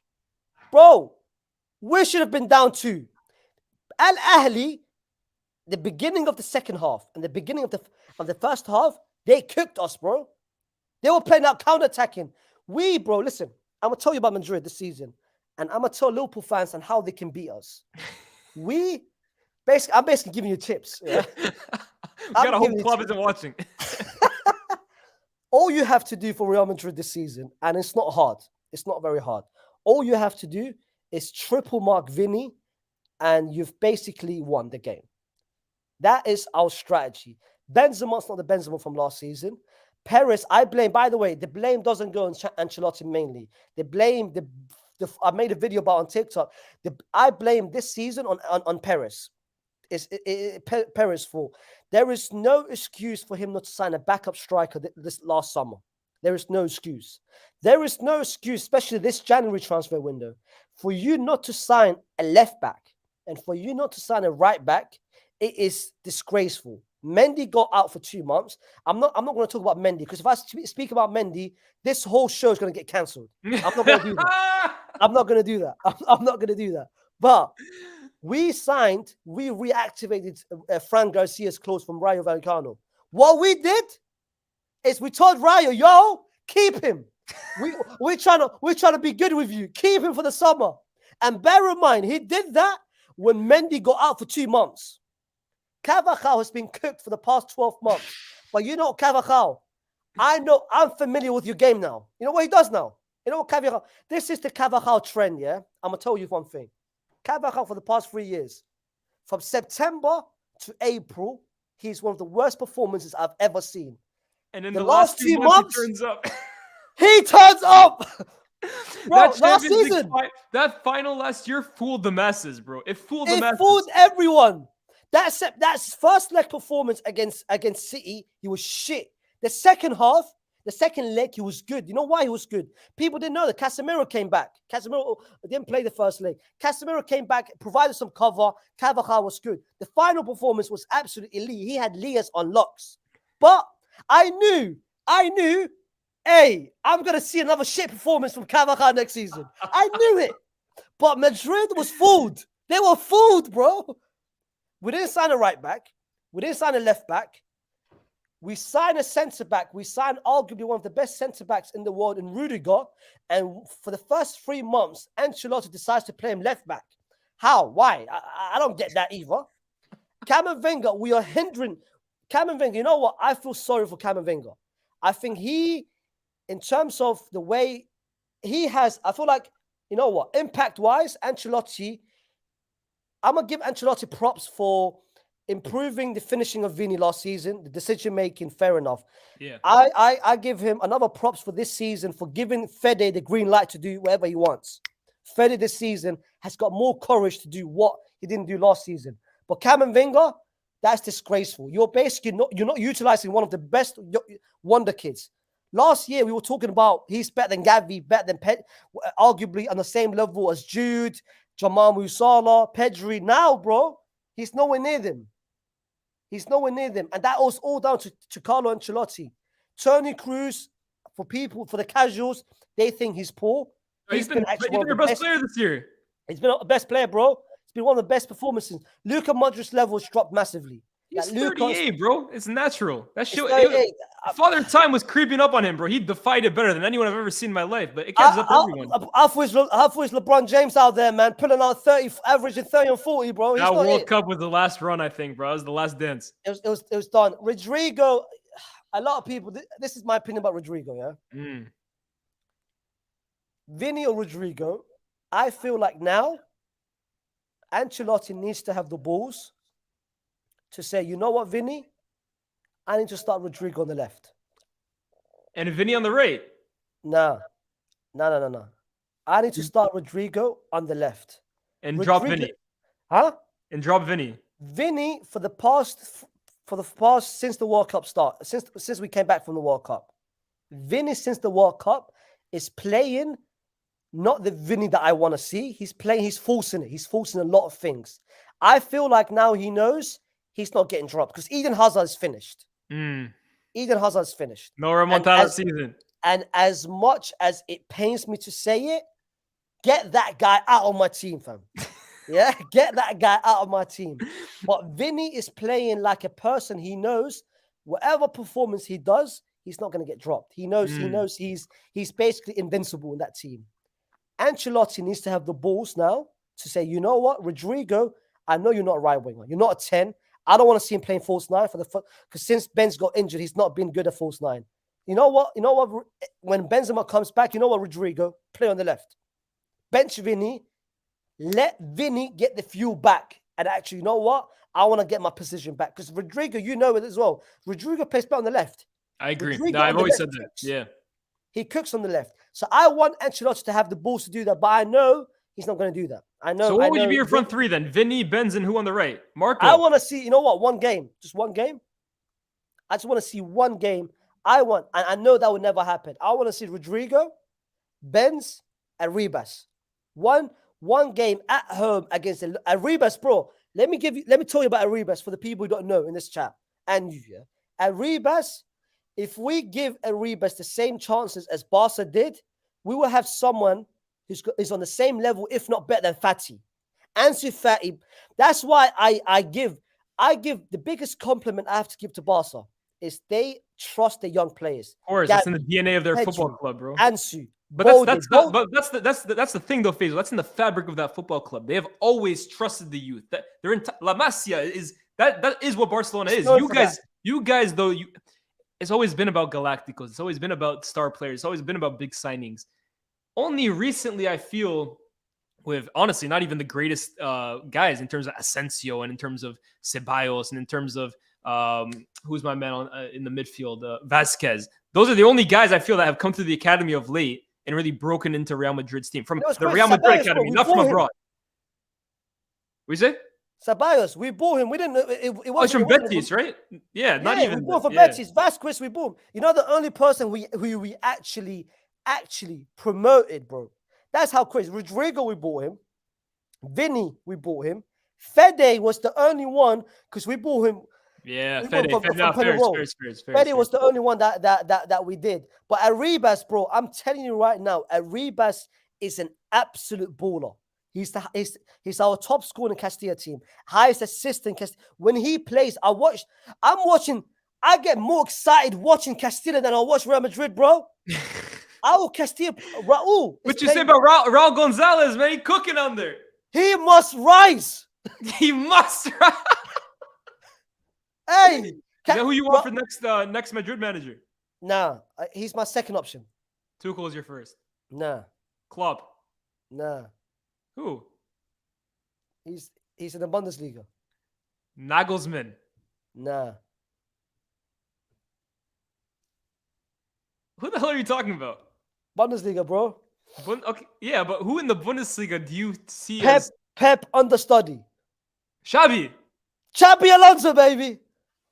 I'm here Hey. for it. I'm here for Xabi Alonso at Real Madrid, bro. No, that's a good shot. I've been watching Leverkusen this year. Bring Xabi home. Bring him home. This is what I said too, Faisal, right? When Lampard got fired. That's what I tell you about my tier list for midfielders, why he ain't that high in it. The best managers are always the footballing minds. They're always the generals in midfield. They're always the guys who I've seen think it. the I've game. clocked. Alonso, Xavi, Arteta, Guardiola, Cruyff, Platini. Leave the goal poachers and the goal hangers. Leave them in the Sky Sports punditry box, bro. Leave them on Soccer Saturday, bro. Get those guys off the touchline, man. Goal hang Thierry Henry. There's a reason why he wasn't a good manager, bro. Hey.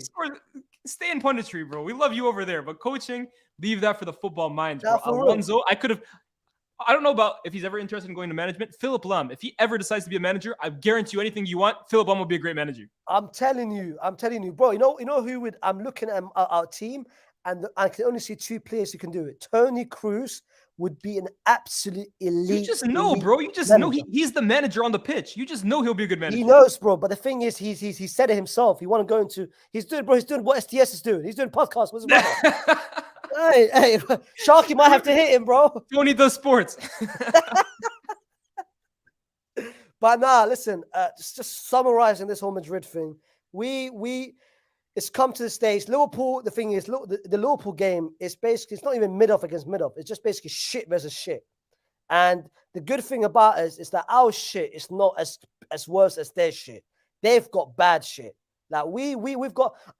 I don't think Liverpool's not gonna trouble us. Nah, I saw someone make a video today. Bro. Oh, Van Dijk is back. He's back, bro. Nah, man, I'm not having that. Van But, Dijk is Madrid back. will That's go advantage Real Madrid, bro. Honestly, based on how he's playing this year. For real. But now Madrid, Liverpool one is not. It's not a trouble for us. Barca won the league. I'm not deluded to say otherwise. Barca won the league. The Champions League, I can't lie. The only thing that is making me happy about the Champions League is that all the big teams, beside Napoli, everyone is playing below average. The only team now who's picking up form is your boy, Cancelo. Went to Bayern, back-to-back wins. I reversed the curse, bro. I reversed it. Hey, I told you. Once I said it again. Once you went to Bayern, 2 assists in 2 games. Back-to-back wins, back-to-back assists for Cancelo. They're playing well. PSG. I won't say it again because that'll reverse the jinx again. But bro, you guys know what I'm thinking. Oh, don't tell me. Well, I'm not gonna say it because I don't want to reverse the jinx. But just know, I'm in control of Cancelo's destiny, bro. With 3 words, with 4 words, I can change his fate again, bro. What's not to like, baby? I ain't saying it. I ain't saying shit. I don't see us. To be completely honest with you, bro. I don't see us winning the Champions League. I feel like the Champions League. The only way I can see us winning the Champions League if Benzema comes back to last season, Benzema. But I know that's a big ask. He's been he's injured. Secondly, we're forcing him to play, bro. There's certain games this season, the past month, ever since the World Cup, he's been 50% injured. Like he's not healthy. Yeah, no, 100. But because we've got no backup to him, we've got fucking Mariano as a backup option. We know that's no option. I swear to God, bro. Me and you would do a better job than Mariano, bro. He came on against Mallorca. I was watching the game with my dad, bro. My dad looked at him. I looked at my dad. My dad looked at me. Bro, we knew there was no hope. There was no comeback. The comeback was gone. The moment we had hope before Mariano came on. When he came on, it was basically, you know what? We put the towel in. You know how NBA, when it's a blowout, all the main stars. Last 5 minutes, the role players come through. The role players came in, bro. It's a blowout. It's a blowout team now. It's done. I'm weak, bro. But Yo, nah, it's long. It's long, man. Hey man, I'm gonna let you go, bro. You actually stayed longer than I was even expecting you to. But bro, thank you for coming through. It's a nice change. You coming onto my stuff rather than me going onto your thing. But we'll do it more often, bro. 100%. Anytime, brother. Listen, I like what you're doing, man, bro. I like what you're doing, man. Come on, guy. Catch you later. And we'll get one last person in just because I don't want to leave them out. And we've done everyone else. But yo, guys, we're almost at 150 likes. The fact that we haven't hit it yet, I'm disappointed. I can't lie. If you guys want to see more of this content, I told you, I don't mind about super chats and all that stuff, but y'all got to smash the like button and subscribe. That shit is free. So get on that. Last person to enter the chat, Valance. I hope I'm pronouncing that name correctly. How are you today? Yo, Liaz, how are you doing? I'm good, man. I'm good. What are you gonna talk about? I mean, it's honestly up to you guys. Like I said, bro, this is the people's show. This is for you guys. So I was gonna. The main topic has mostly been Super League, but I feel like a lot of people have kind of covered the same point. So unless you have something else, yeah, I want to say something because obviously the Super League, I'm in support of it. I think it will be better than the Champions League, and also coming to your club. Your club is looking for a takeover. Chelsea just took over. Liverpool want to take over as well. Why would owners come in and spend 6 billion on United or Liverpool 3 to 4 billion? They need an ROI, return on investment, and the only return on investment I can see that is worthy enough of paying 6 billion is the Super League. That's a good point, bro. Valence, I hadn't even actually thought about that because you think about it, right? Man United, I always say this, right? The best owners in sports have two motivations. Either they're guys like Roman Abramovich or Todd Bowley who have so much money to just throw around that at that point the club is like a toy for them. And they don't care about return on investments. They're just using it basically like, it's like, what do I do with my money in my spare time? I own a football club and I spend billions on it and I like to see them win. Or you have like the Abu Dhabi group or the Qatar group who have ulterior motives in terms of they want to buy a club to raise the image of the country that they're coming from. And they've done tremendous jobs at doing so. But as an owner, buying a football club, right, you don't really get a return on investment. It's almost definitely a cash loss. You always have to have an ulterior motive. But like you said, the Super League, for an owner to come in, the owner is going to get 100% of the revenue that his team makes. He's not sharing it with anyone. So that's a really good point, to be honest with you. I hadn't even thought about that. And if you think about it, the revenues that UEFA gives to the teams, I mean, look at Liverpool last season. Liverpool made the Champions League final, lost 1-0, and then the Real Madrid won 115 million pounds in winnings, and Liverpool from the final only won 15 million. Can you imagine that? That's from insane. A final from a final that big, you only get 15 million. With the Super League, the revenues are going to be much higher because UEFA is a company. They pocket most of the money and they give things to the competitors. What the Super League is trying to do is that they want to have the hand over the money. They don't want to be like employees to UEFA. No, you're 100% right. And I think that's the flip side of that, though, is that how dangerous could it be if owners are basically the ones running the league, right? Because at least UEFA, for the most part, I mean, I'm sure some people would disagree, but they're unbiased in the situation. There's no game where any UEFA director, whoever the main guy is these days, he doesn't have a stake in any of these teams. But the owners, excuse me, who are running the Super League, they obviously have direct interest when their team is playing. So could there be talks of like money laundering, paying off referees? That's for me the only issue that I think of when I think of the Super League. And I mean, it's not any better. It's not any better. The UEFA came out and said when the whole Super League happened the first time, oh, we're the one for the fans. We're in it for the fans and stuff like that. And since then, what is you look at the new format, more games, more revenues, more money. They're not in it for the fans. Everyone is in it for the money. And for me, I would rather have like if my club can have a say on what on the future of the competition, I would rather have that than have maybe a UEFA who doesn't have anyone's interest in mind. They just want to generate the most money for themselves. Fair enough. Who is your club, by the way? Barcelona. We've got a few of you guys. I can definitely tell that the Super League is something that interests you guys. Yeah, well, we have debts to pay. We have debts to pay. I got bills to pay. Yeah, thanks. Y'all are basically going bankrupt. The house, the mortgage needs to be paid off, bro. Yeah, have you talked about Xavi and Barcelona? Yeah. We spoke about them a little bit. To be honest with you, I think the call-in section went longer than I was honestly expecting it to, because I did want to like put time aside to talk about Barca in particular and talk about PSG. But I think I'm probably going to move that into next week or possibly the week after that and devote an entire show to those two, and still have call-ins, but maybe less than we had today. So today was mostly more so about the Super League. Yeah. Yeah. No, but bro, I'm gonna leave it here, bro, because we've been going for a minute. I can't lie, 2 hours 16 minutes. I want these streams to be long, but this one I think we're gonna end it here. Yo, Valence, thank you for coming on, bro. You're the last caller for today's show. I Thank hope you you for enjoyed having it. me on. Yeah, no, 100%. We're gonna do this for sure in the future, and we'll be talking about Barca. And if you pull up for that, I'll definitely have you on for the show. Yeah, no worries, bro. Goodbye. Catch you, bro. Yeah, 2 hours plus. This fire, not gonna lie. Thank you, human being, man. Look, like I said, I want the show to be for the people, not just content creators. Like, this is your show as much as it is mine. And I want this to be a weekly thing. I'm still looking for a permanent name. I'm still looking for ideas to make the show even better and bigger. Getting guests like Faisal on more often. Cam will come on, of course, as well. But yo, I hope you guys enjoyed. As always, guys, make sure you smash the like. I think we're just around 150 likes, but we can definitely do more than that.